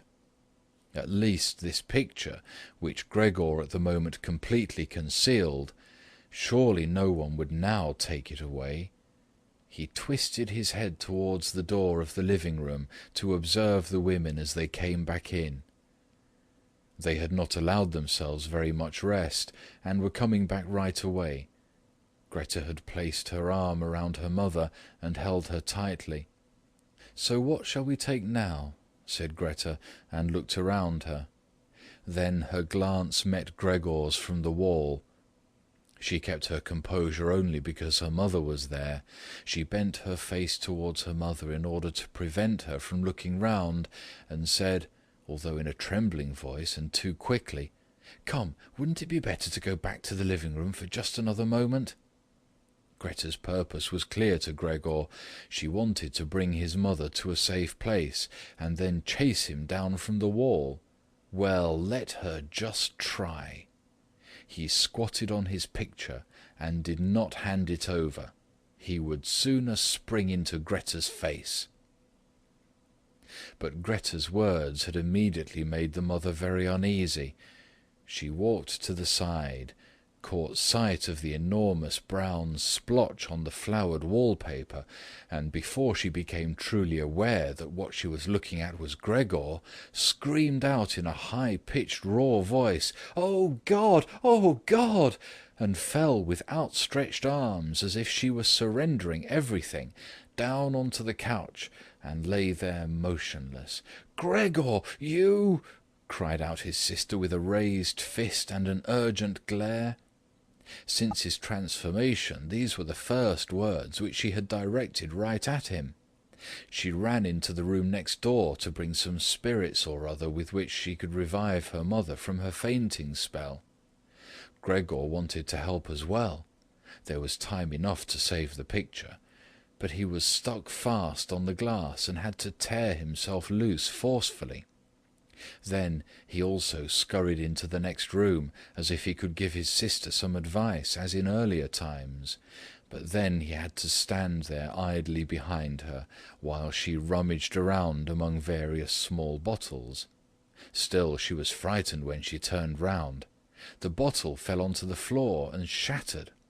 A splinter of glass wounded Gregor in the face. Some corrosive medicine or other dripped over him. Now, without lingering any longer, Greta took as many small bottles as she could hold and ran with them into her mother. She slammed the door shut with her foot. Gregor was now shut off from his mother, who was perhaps near death, thanks to him. He could not open the door, and he did not want to chase away his sister, who had to remain with her mother. At this point he had nothing to do but wait, and overwhelmed with self-reproach and worry, he began to creep and crawl over everything, walls, furniture, and ceiling. Finally, in his despair, as the entire room started to spin around him, he fell onto the middle of the large table. A short time elapsed. Gregor lay there limply. All around was still. Perhaps that was a good sign. Then there was a ring at the door. The servant girl was naturally shut up in her kitchen, and therefore Greta had to go to open the door. The father had arrived. "What's happened?" were his first words. Greta's appearance had told him everything. Greta replied with a dull voice. Evidently she was pressing her face against her father's chest. "Mother fainted, but she's getting better now. Gregor has broken loose." "Yes, I have expected that," said his father. "I always told you that, but you women don't want to listen." It was clear to Gregor that his father had badly misunderstood Greta's short message, and was assuming that Gregor had committed some violent crime or other. Thus Gregor now had to find his father to calm him down, for he had neither the time nor the ability to explain things to him. And so he rushed away to the door of his room and pushed himself against it, so that his father could see right away as he entered from the hall that Gregor fully intended to return at once to his room, and that it was not necessary to drive him back, but that one only needed to open the door and he would disappear immediately. But his father was not in the mood to observe such niceties. "Ah!" he yelled as soon as he entered, with a tone as if he were all at once angry and pleased. Gregor pulled his head back from the door and raised it in the direction of his father. He had not really pictured his father as he now stood there. Of course, what with his new style of creeping all around, he had in the past while neglected to pay attention to what was going on in the rest of the apartment, as he had done before, and really should have grasped the fact that he would encounter different conditions. Nevertheless, was that still his father? Was that the same man who had lain exhausted and buried in bed in earlier days when Gregor was setting out on a business trip? Who had received him on the evenings of his return in a sleeping gown and armchair, totally incapable of standing up? Who had only lifted his arm as a sign of happiness, and who in their rare strolls together, a few Sundays a year, and on the important holidays, made his way slowly forwards between Gregor and his mother, who themselves moved slowly, always a bit more slowly than them, bundled up in his old coat, all the time setting down his walking-stick carefully, and who, when he had wanted to say something, almost always stood still and gathered his entourage around him. But now he was standing up really straight, dressed in a tight-fitting blue uniform with gold buttons, like the one servants wear in a banking company. Above the high, stiff collar of his jacket, his firm double chin stuck out prominently. Beneath his bushy eyebrows, the glance of his black eyes was freshly penetrating and alert. His otherwise dishevelled white hair was combed down into a carefully exact, shining part. He threw his cap, on which a gold monogram, apparently the symbol of the bank, was affixed, in an arc across the entire room onto the sofa, and moved, throwing back the edge of the long coat of his uniform, with his hands in his trouser pockets and a grim face, right up to Gregor. He really didn't know what he had in mind, but he raised his foot uncommonly high anyway, and Gregor was astonished at the gigantic size of the sole of his boot. However, he did not linger on that point, for he knew from the first day of his new life that, as far as he was concerned, his father considered the greatest force the only appropriate response, and so he scurried away from his father, stopped when his father remained standing, and scampered forward again when his father merely stirred. And in this way they made their way round the room repeatedly, without anything decisive taking place. In fact, because of the slow pace, it didn't look like a chase. Gregor remained on the floor for the time being, especially since he was afraid that his father could take a flight up onto the wall or the ceiling as an act of real malice. At any event, Gregor had to tell himself that he couldn't keep up this running round for a long time, because whenever his father took a single step, he had to go through an enormous number of movements. Already he was starting to suffer from a shortage of breath, just as in his earlier days when his lungs had been quite unreliable. As he now staggered around in this way in order to gather all his energies for running, hardly keeping his eyes open and feeling so listless that he had no notion at all of any escape other than by running, and had almost already forgotten that the walls were available to him, although they were obstructed by carefully carved furniture full of sharp objects and spikes. At that moment something or other thrown casually flew down close by and rolled in front of him. It was an apple. Immediately a second one flew after it. Gregor stood still in fright. Further running away was useless, for his father had decided to bombard him. From the fruit bowl on the sideboard his father had filled his pockets, and now, without for the moment taking accurate aim, he was throwing apple after apple. These small red apples rolled around on the floor as if electrified and collided with each other. A weakly thrown apple grazed Gregor's back, but skidded off harmlessly. However, another, thrown immediately after that one, drove into Gregor's back really hard. Gregor wanted to drag himself off, as if the unexpected and incredible pain would go away if he changed his position. But he felt as if he was nailed in place, and lay stretched out completely confused in all his senses. Only with his final glance did he notice how the door of his room was pulled open, and how, right in front of his sister, who was yelling, his mother ran out in her undergarments, for his sister had undressed her in order to give her some freedom to breathe in her fainting spell, and how his mother then ran up to his father.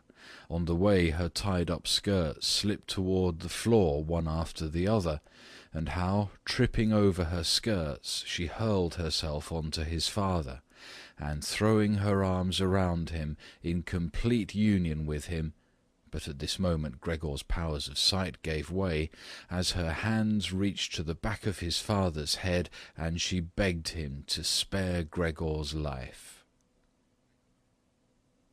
End of Part 2.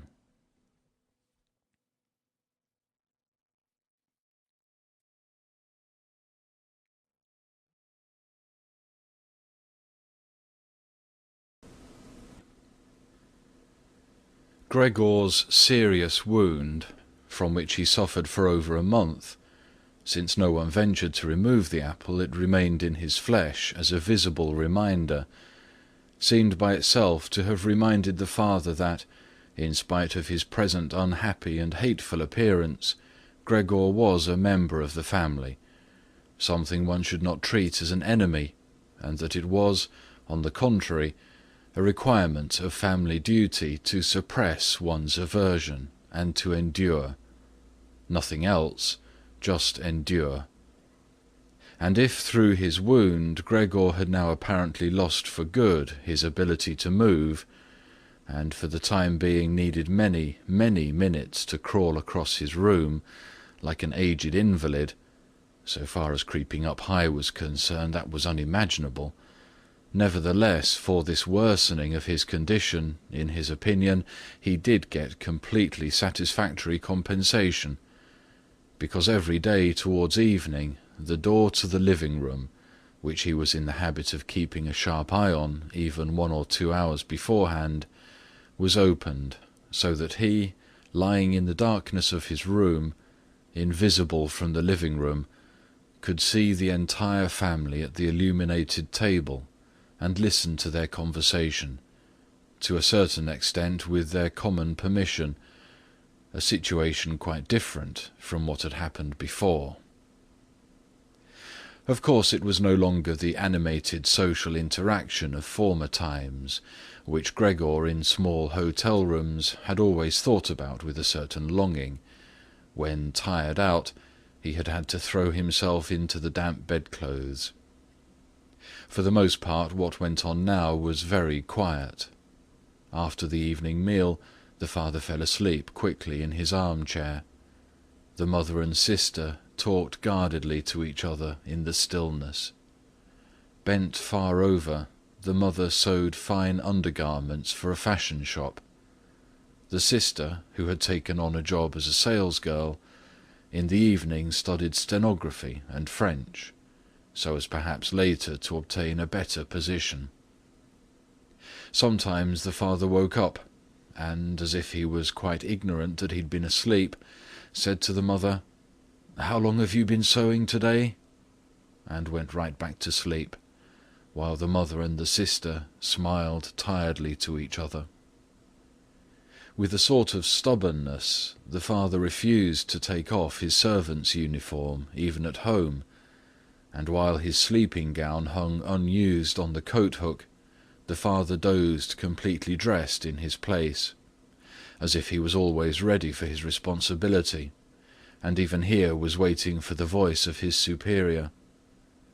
As a result, in spite of all the care of the mother and sister, his uniform, which even at the start was not new, grew dirty, and Gregor looked, often for the entire evening, at this clothing, with stains all over it, and with its gold buttons always polished, in which the old man, although very uncomfortable, slept peacefully nonetheless.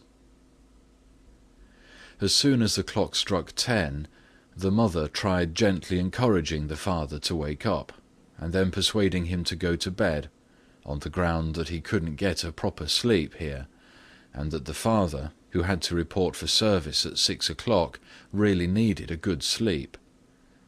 But in his stubbornness, which had gripped him since he'd become a servant, he insisted always on staying even longer by the table, although he regularly fell asleep, and then could only be prevailed upon with the greatest difficulty to trade his chair for the bed. No matter how much the mother and sister might at that point work on him with small admonitions, for a quarter of an hour he would remain shaking his head slowly, eyes closed, without standing up. The mother would pull him by the sleeve and speak flattering words into his ear. The sister would leave her work to help her mother, but that would not have the desired effect on the father. He would settle himself even more deeply in his armchair. Only when the two women grabbed him under the armpits would he throw his eyes open, look back and forth at the mother and sister, and habitually say, "This is a life, this is the peace and quiet of my old age." And propped up by both women, he would heave himself up elaborately, as if for him it was the greatest obstacle, allow himself to be led to the door by the women, wave them away there, and proceed on his own from there, while the mother quickly threw down her sewing implements and the sister her pen in order to run after the father and help him some more. In this overworked and exhausted family, who had time to worry any longer about Gregor more than was absolutely necessary? The household was constantly getting smaller. The servant girl was now let go. A huge bony cleaning woman with white hair flying all over her head came in the morning and evening to do the heaviest work. The mother took care of everything else in addition to her considerable sewing work. It even happened that various pieces of family jewellery, which previously the mother and sister had been overjoyed to wear on social and festive occasions, were sold, as Gregor found out in the evening from the general discussion of the prices they had fetched. But the greatest complaint was always that they could not leave this apartment, which was too big for their present means, since it was impossible to imagine how Gregor might be moved. But Gregor fully recognized that it was not just consideration for him which was preventing a move, for he could have been transported easily in a sizable box with a few air holes. The main thing holding the family back from a change in living quarters was far more their complete hopelessness, and the idea that they had been struck by a misfortune like no one else in their entire circle of relatives and acquaintances. What the world demands of poor people, they now carried out to an extreme degree. The father bought breakfast to the petty officials at the bank. The mother sacrificed herself for the undergarments of strangers. The sister behind her desk was at the beck and call of customers.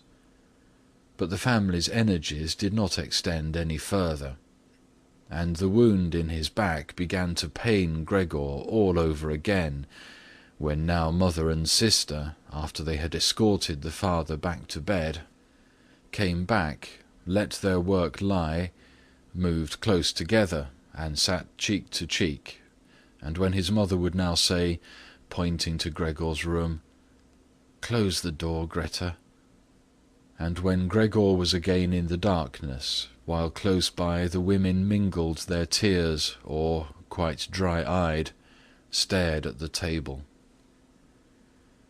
Gregor spent his nights and days with hardly any sleep. Sometimes he thought that the next time the door opened he would take over the family arrangements just as he had earlier. In his imagination appeared again, after a long time, his employer and supervisor, and the apprentices, the excessively spineless custodian, 2 or 3 friends from other businesses, a chambermaid from a hotel in the provinces, a loving, fleeting memory, a female cashier from a hat shop whom he had seriously but too slowly courted. They all appeared mixed in with strangers, or people he had already forgotten, but instead of helping him and his family, they were all unapproachable, and he was happy to see them disappear. But then he was in no mood to worry about his family. He was filled with sheer anger over the wretched care he was getting, even though he couldn't imagine anything which he might have an appetite for. Still, he made plans about how he could take from the larder what he at all account deserved, even if he wasn't hungry, without thinking any more about how they might be able to give Gregor special pleasure. The sister now kicked some food or other very quickly into his room in the morning and at noon, before she ran off to her shop, and in the evening, quite indifferent to whether the food had perhaps only been tasted or, what happened most frequently, remained entirely undisturbed, she whisked it out with one sweep of her broom. The task of cleaning his room, which she now always carried out in the evening, could not be done any more quickly. Streaks of dirt ran along the walls. Here and there lay tangles of dust and garbage.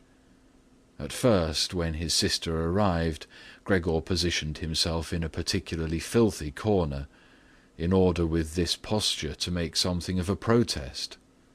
But he could have well stayed there for weeks without his sister's changing her ways.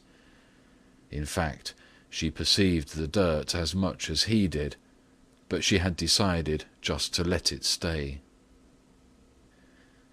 In this business, with a touchiness which was quite new to her, and which had generally taken over the entire family, she kept watch to see that the cleaning of Gregor's room remained reserved for her. Once his mother had undertaken a major cleaning of Gregor's room, which she had only completed successfully after using a few buckets of water. But the extensive dampness made Gregor sick, and he lay supine, embittered and immobile on the couch. However, the mother's punishment was not delayed for long, for in the evening the sister had hardly observed the change in Gregor's room before she ran into the living-room, mightily offended, and in spite of her mother's hand lifted high in entreaty, broke out into a fit of crying. Her parents, the father had of course woken up with a start in his armchair, at first looked at her astonished and helpless, until they started to get agitated. Turning to his right, the father heaped reproaches on the mother that she was not to take over the cleaning of Gregor's room from the sister, and turning to his left, he shouted at the sister that she would no longer be allowed to clean Gregor's room ever again, while the mother tried to pull the father, beside himself in his excitement, into the bedroom. The sister, shaken by her crying fit, pounded on the table with her tiny fists, and Gregor hissed at all this, angry that no one thought about shutting the door and sparing him the sight of this commotion. But even when the sister, exhausted from her daily work, had grown tired of caring for Gregor as she had before, even then the mother did not have to come at all on her behalf. And Gregor did not have to be neglected, for now the cleaning woman was there. This old widow, who in her long life must have managed to survive the worst with the help of her bony frame, had no real horror of Gregor. Without being in the least curious, she had once by chance opened Gregor's door. At the sight of Gregor, who, totally surprised, began to scamper here and there, although no one was chasing him, she remained standing with her hands folded across her stomach, staring at him. Since then she did not fail to open the door furtively, a little every morning and evening, to look in on Gregor. At first she also called him to her with words which she presumably thought were friendly, like, "Come here for a bit, old dung-beetle," or "Hey, look at the old dung-beetle."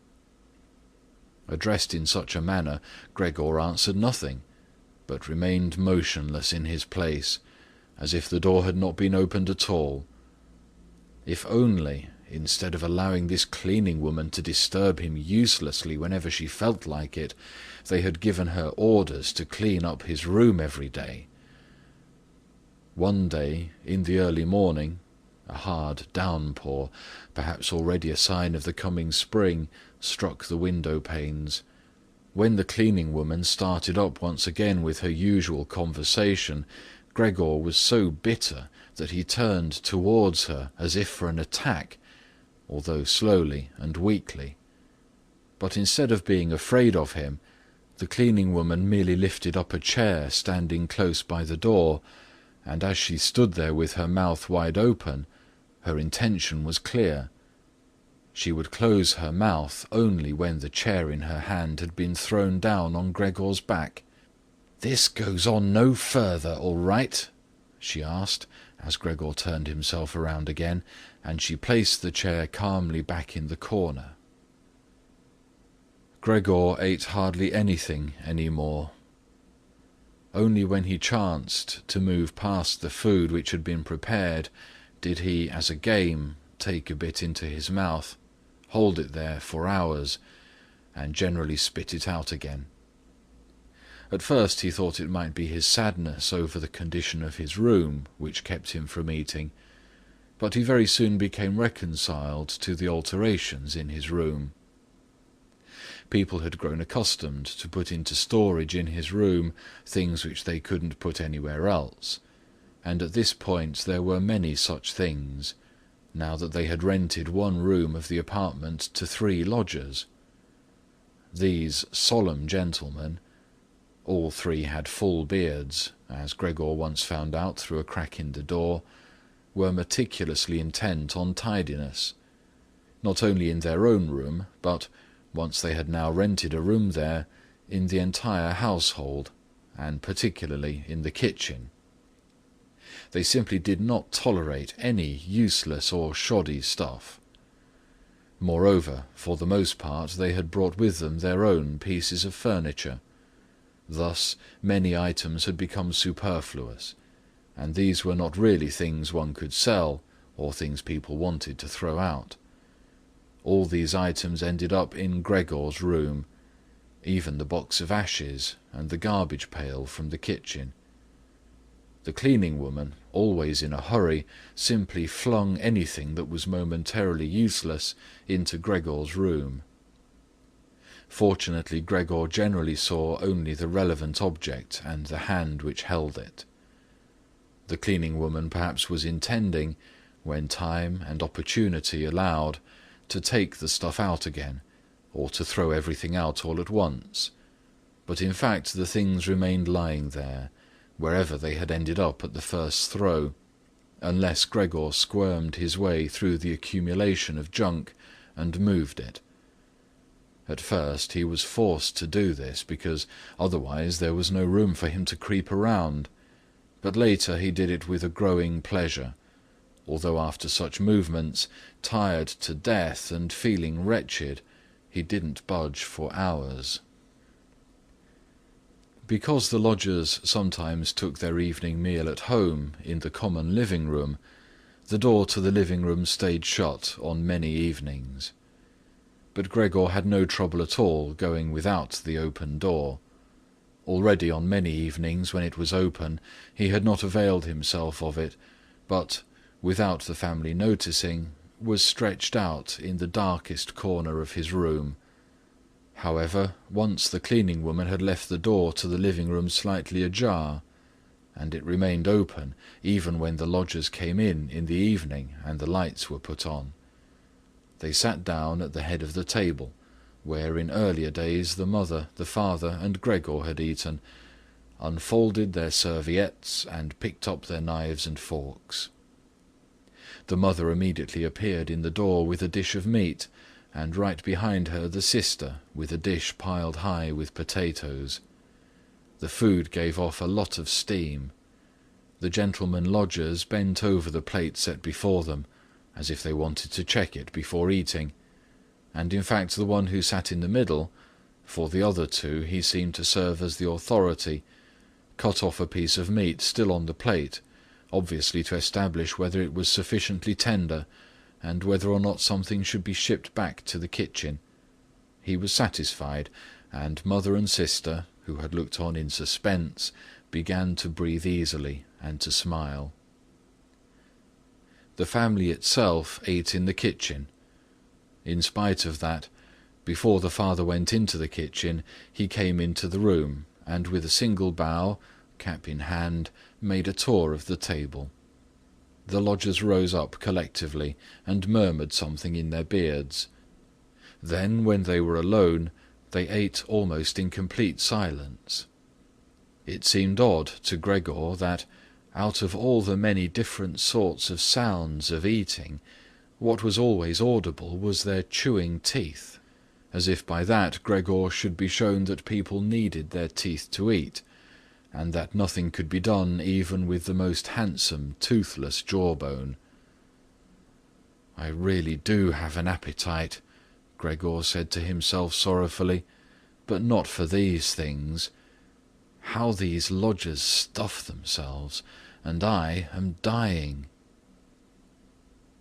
On this very evening, the violin sounded from the kitchen.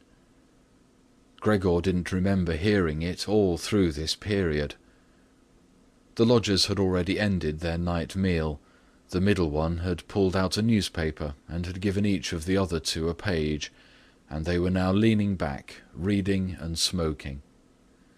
When the violin started playing, they became attentive, got up and went on tiptoe to the hall door, at which they remained standing pressed up against one another.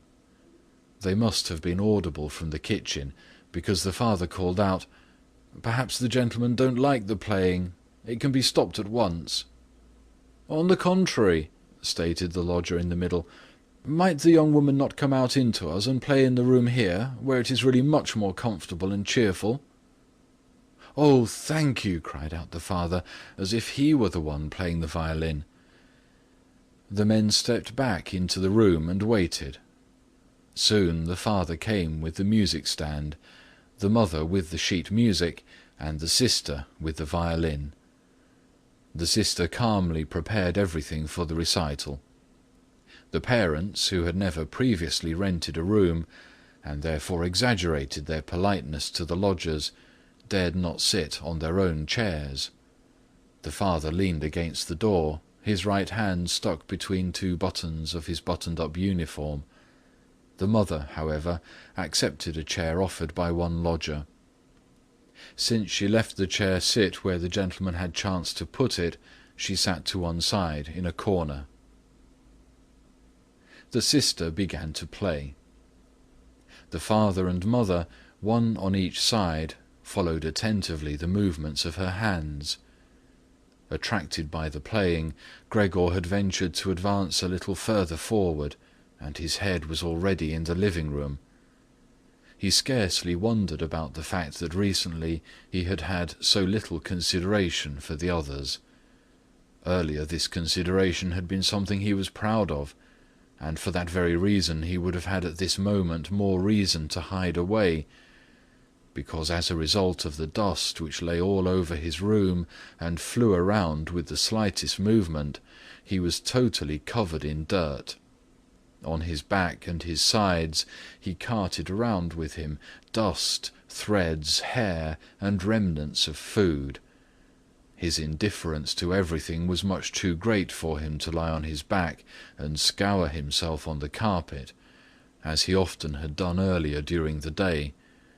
In spite of his condition, he had no timidity about inching forward a bit on the spotless floor of the living-room. In any case, no one paid him any attention. The family was all caught up in the violin-playing.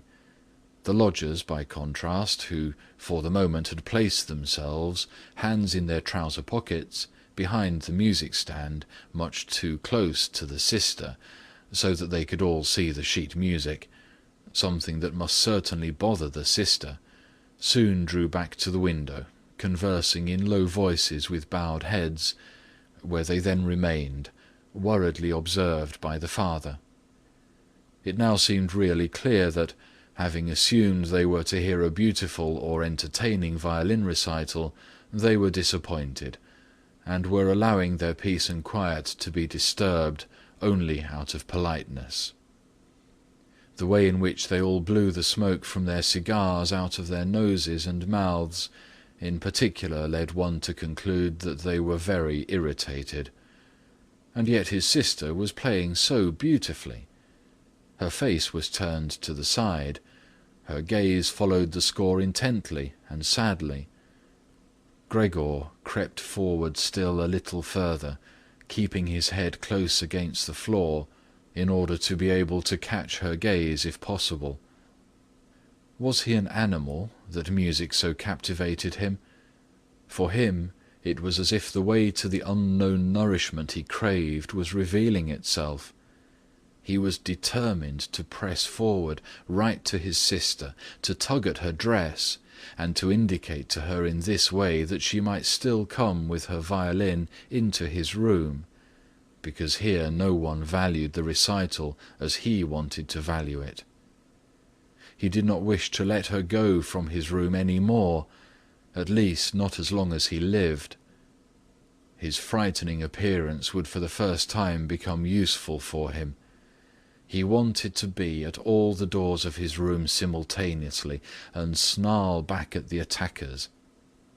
However, his sister should not be compelled, but would remain with him voluntarily. She would sit next to him on the sofa, bend down her ear to him, and he would then confide in her that he firmly intended to send her to the conservatory, and that, if his misfortune had not arrived in the interim, he would have declared all this last Christmas. Had Christmas really already come and gone?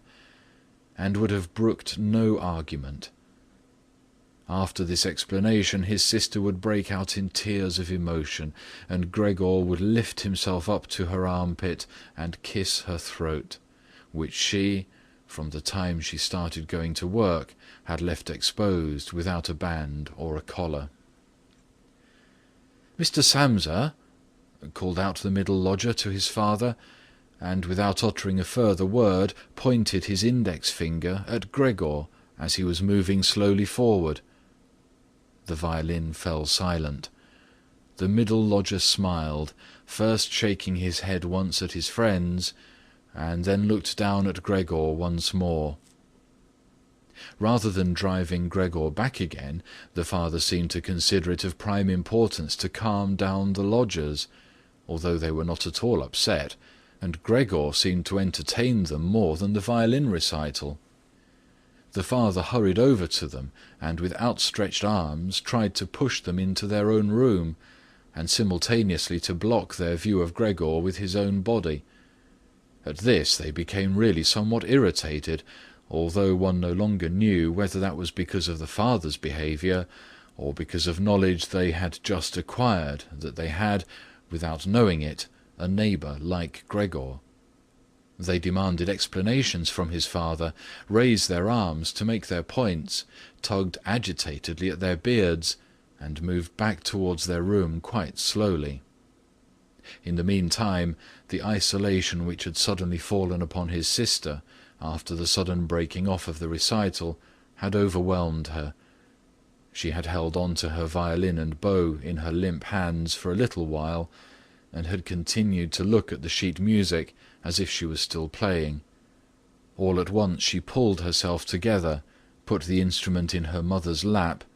The mother was still sitting in her chair, having trouble breathing, for her lungs were labouring, and had run into the next room, which the lodgers, pressured by the father, were already approaching more rapidly.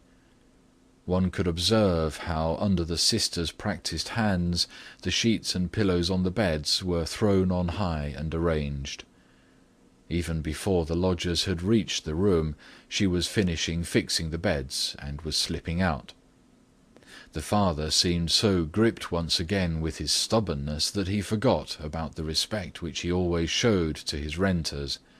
He pressed on, until at the door of the room the middle gentleman stamped loudly with his foot, and thus brought the father to a standstill.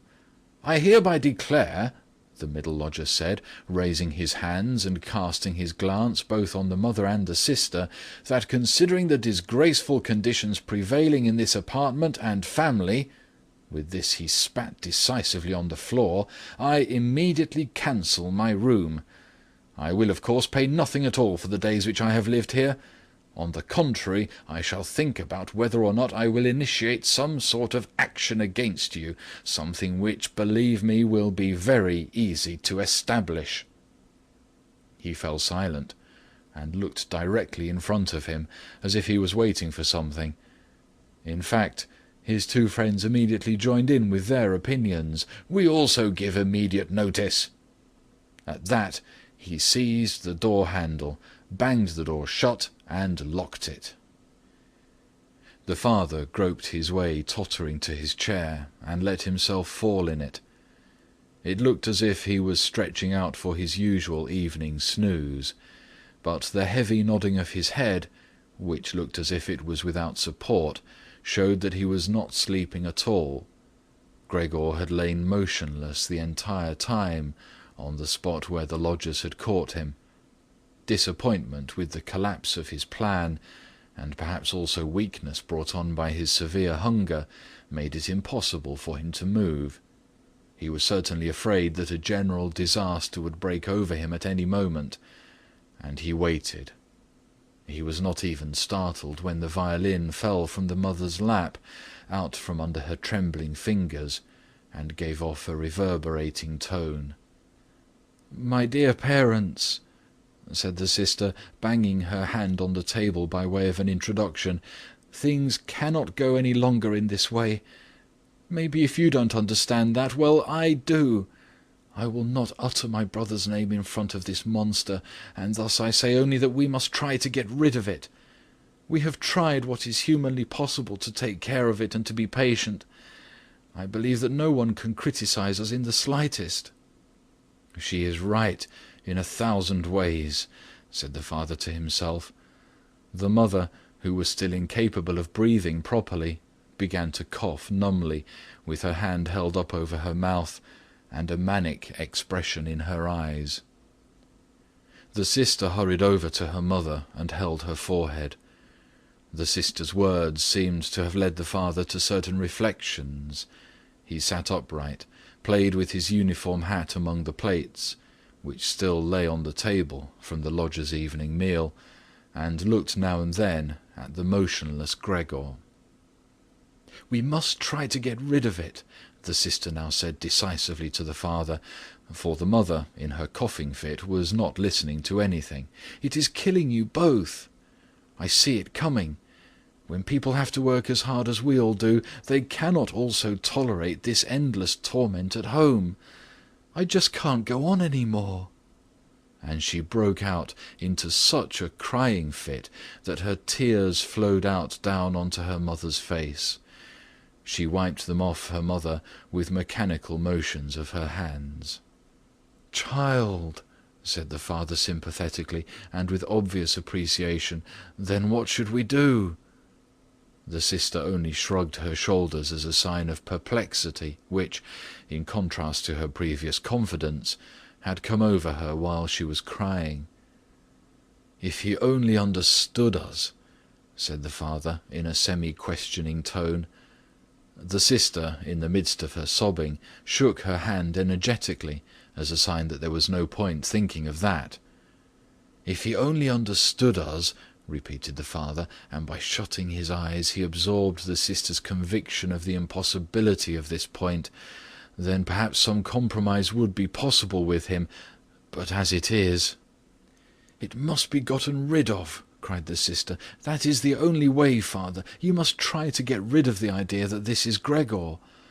The fact that we have believed for so long, that is truly our real misfortune. But how can it be Gregor? If it were Gregor, he would have long ago realized that a communal life among human beings is not possible with such an animal, and would have gone away voluntarily.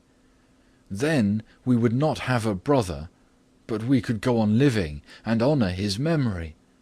But this animal plagues us. It drives away the lodgers, will obviously take over the entire apartment, and leave us to spend the night in the alley. Just look, father," she suddenly cried out, "he's already starting up again." With a fright which was totally incomprehensible to Gregor, the sister even left the mother, pushed herself away from her chair as if she would sooner sacrifice her mother than remain in Gregor's vicinity, and rushed behind her father, who, excited merely by her behaviour, also stood up and half raised his arms in front of the sister as though to protect her. But Gregor did not have any notion of wishing to create problems to anyone, and certainly not for his sister. He had just started to turn himself round in order to creep back into his room, quite a startling sight, since, as a result of his suffering condition, he had to guide himself through the difficulty of turning round with his head, in this process lifting and banging it against the floor several times. He paused and looked around. His good intentions seemed to have been recognized.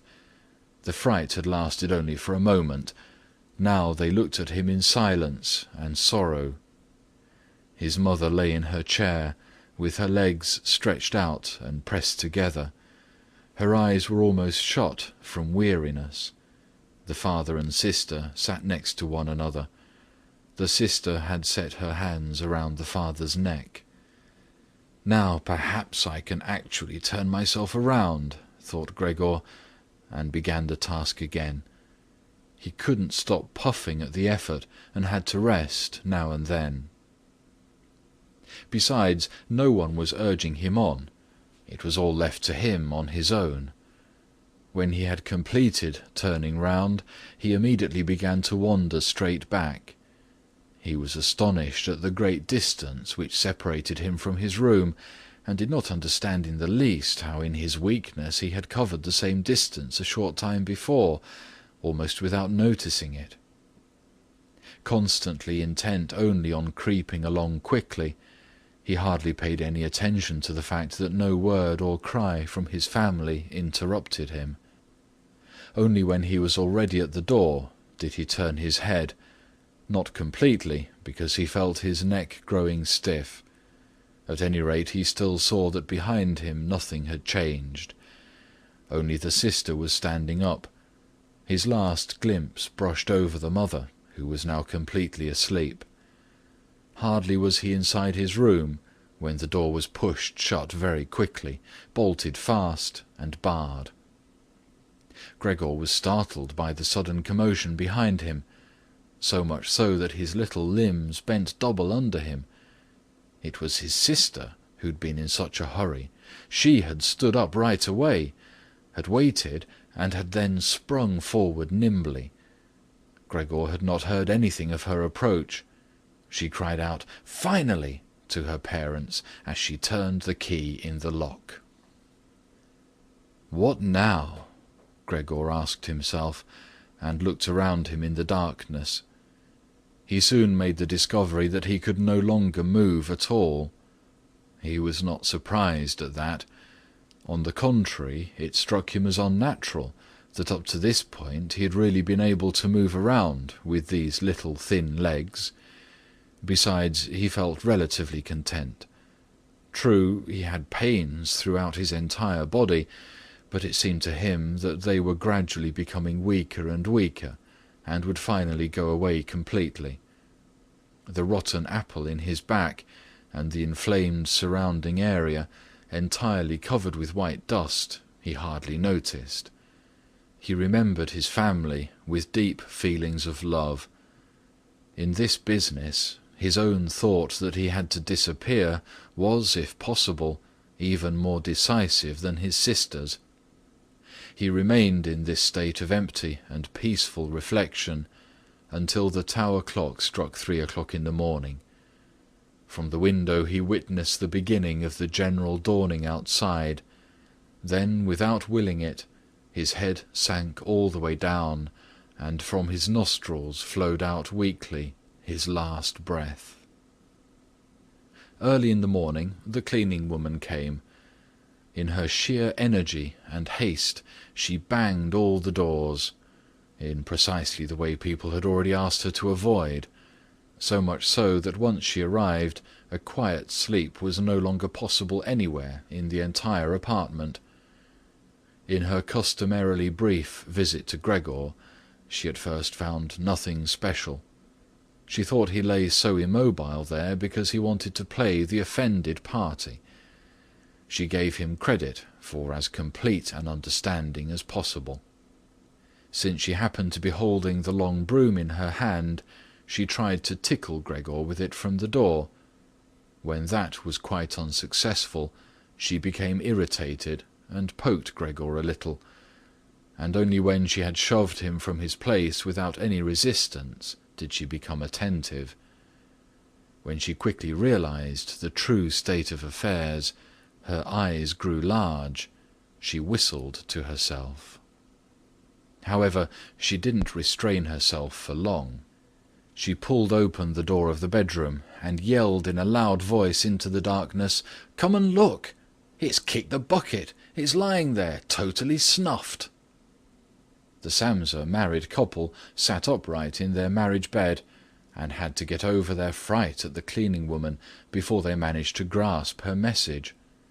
And then Mr. and Mrs. Samsa climbed very quickly out of bed, one on either side. Mr. Samsa threw the bedspread over his shoulders. Mrs. Samsa came out only in her nightshirt, and like this they stepped into Gregor's room. Meanwhile, the door of the living room, in which Greta had slept since the lodgers had arrived on the scene, had also opened. She was fully clothed, as if she had not slept at all. Her white face also seemed to indicate that. "Dead?" said Mrs. Samsa, and looked questioningly at the cleaning woman, although she could check everything on her own and even understand without a check. "I should say so," said the cleaning woman, and by way of proof poked Gregor's body with the broom a considerable distance more to the side. Mrs. Samsa made a movement as if she wished to restrain the broom, but didn't do it. "Well," said Mr. Samsa, "now we can give thanks to God." He crossed himself, and the three women followed his example. Greta, who did not take her eyes off the corpse, said, "Look how thin he was. He had eaten nothing for such a long time. The meals which came in here came out again exactly the same." In fact, Gregor's body was completely flat and dry. That was apparent really for the first time, now that he was no longer raised on his small limbs, and nothing else distracted one's gaze. "Greta, come in to us for a moment," said Mrs. Samsa with a melancholy smile, and Greta went, not without looking back at the corpse, behind her parents into the living-room. The cleaning woman shut the door and opened the window wide. In spite of the early morning, the fresh air was partly tinged with warmth. It was already the end of March. The three lodgers stepped out of their room and looked around for their breakfast, astonished that they had been forgotten. "Where is the breakfast?" asked the middle one of the gentlemen, grumpily, to the cleaning woman. However, she laid her finger to her lips, and then quickly and silently indicated to the lodgers that they could come into Gregor's room. So they came, and stood in the room, which was already quite bright, around Gregor's corpse, their hands in the pockets of their somewhat worn jackets. Then the door of the room opened, and Mr. Samsa appeared in his uniform, with his wife on one arm and his daughter on the other. All were a little tear-stained. Now and then Greta pressed her face into her father's arm. "Get out of my apartment immediately," said Mr. Samsa, and pulled open the door, without letting go of the women. "What do you mean?" said the middle lodger, somewhat dismayed, and with a sugary smile. The two others kept their hands behind them, and constantly rubbed them against each other, as if in joyful anticipation of a great squabble which must end in their favour. "I mean exactly what I say," replied Mr. Samsa, and went directly with his two female companions up to the lodger. The latter at first stood there motionless, and looked at the floor, as if matters were arranging themselves in a new way in his head. "All right then, we'll go," he said, and looked up at Mr. Samsa, as if, suddenly overcome by humility, he was asking fresh permission for this decision. Mr. Samsa merely nodded to him repeatedly, with his eyes open wide. Following that, the lodger actually went with long strides immediately into the hall. His two friends had already been listening for a while, with their hands quite still, and now they hopped smartly after him, as if afraid that Mr. Samsa could step into the hall ahead of them and disturb their reunion with their leader. In the hall, all three of them took their hats from the coat-rack, pulled their canes from the cane-holder, bowed silently, and left the apartment. In what turned out to be an entirely groundless mistrust, Mr. Samsa stepped with the two women out onto the landing, leaned against the railing, and looked over as the three lodgers slowly but steadily made their way down the long staircase, disappeared on each floor in a certain turn of the stairwell, and in a few seconds came out again. The deeper they proceeded, the more the Samsa family lost interest in them, and when a butcher with a tray on his head came to meet them, and then with a proud bearing ascended the stairs high above them, Mr. Samsa, together with the women, left the banister, and they all returned, as if relieved, back into their apartment. They decided to pass that day resting and going for a stroll. Not only had they earned this break from work, but there was no question that they really needed it. And so they sat down at the table and wrote 3 letters of apology. Mr. Samsa to his superior, Mrs. Samsa to her client, and Greta to her proprietor. During the writing, the cleaning woman came in to say that she was going off, for her morning work was finished. The 3 people writing at first merely nodded, without glancing up. Only when the cleaning woman was still unwilling to depart did they look up angrily. "Well?" asked Mr. Samsa.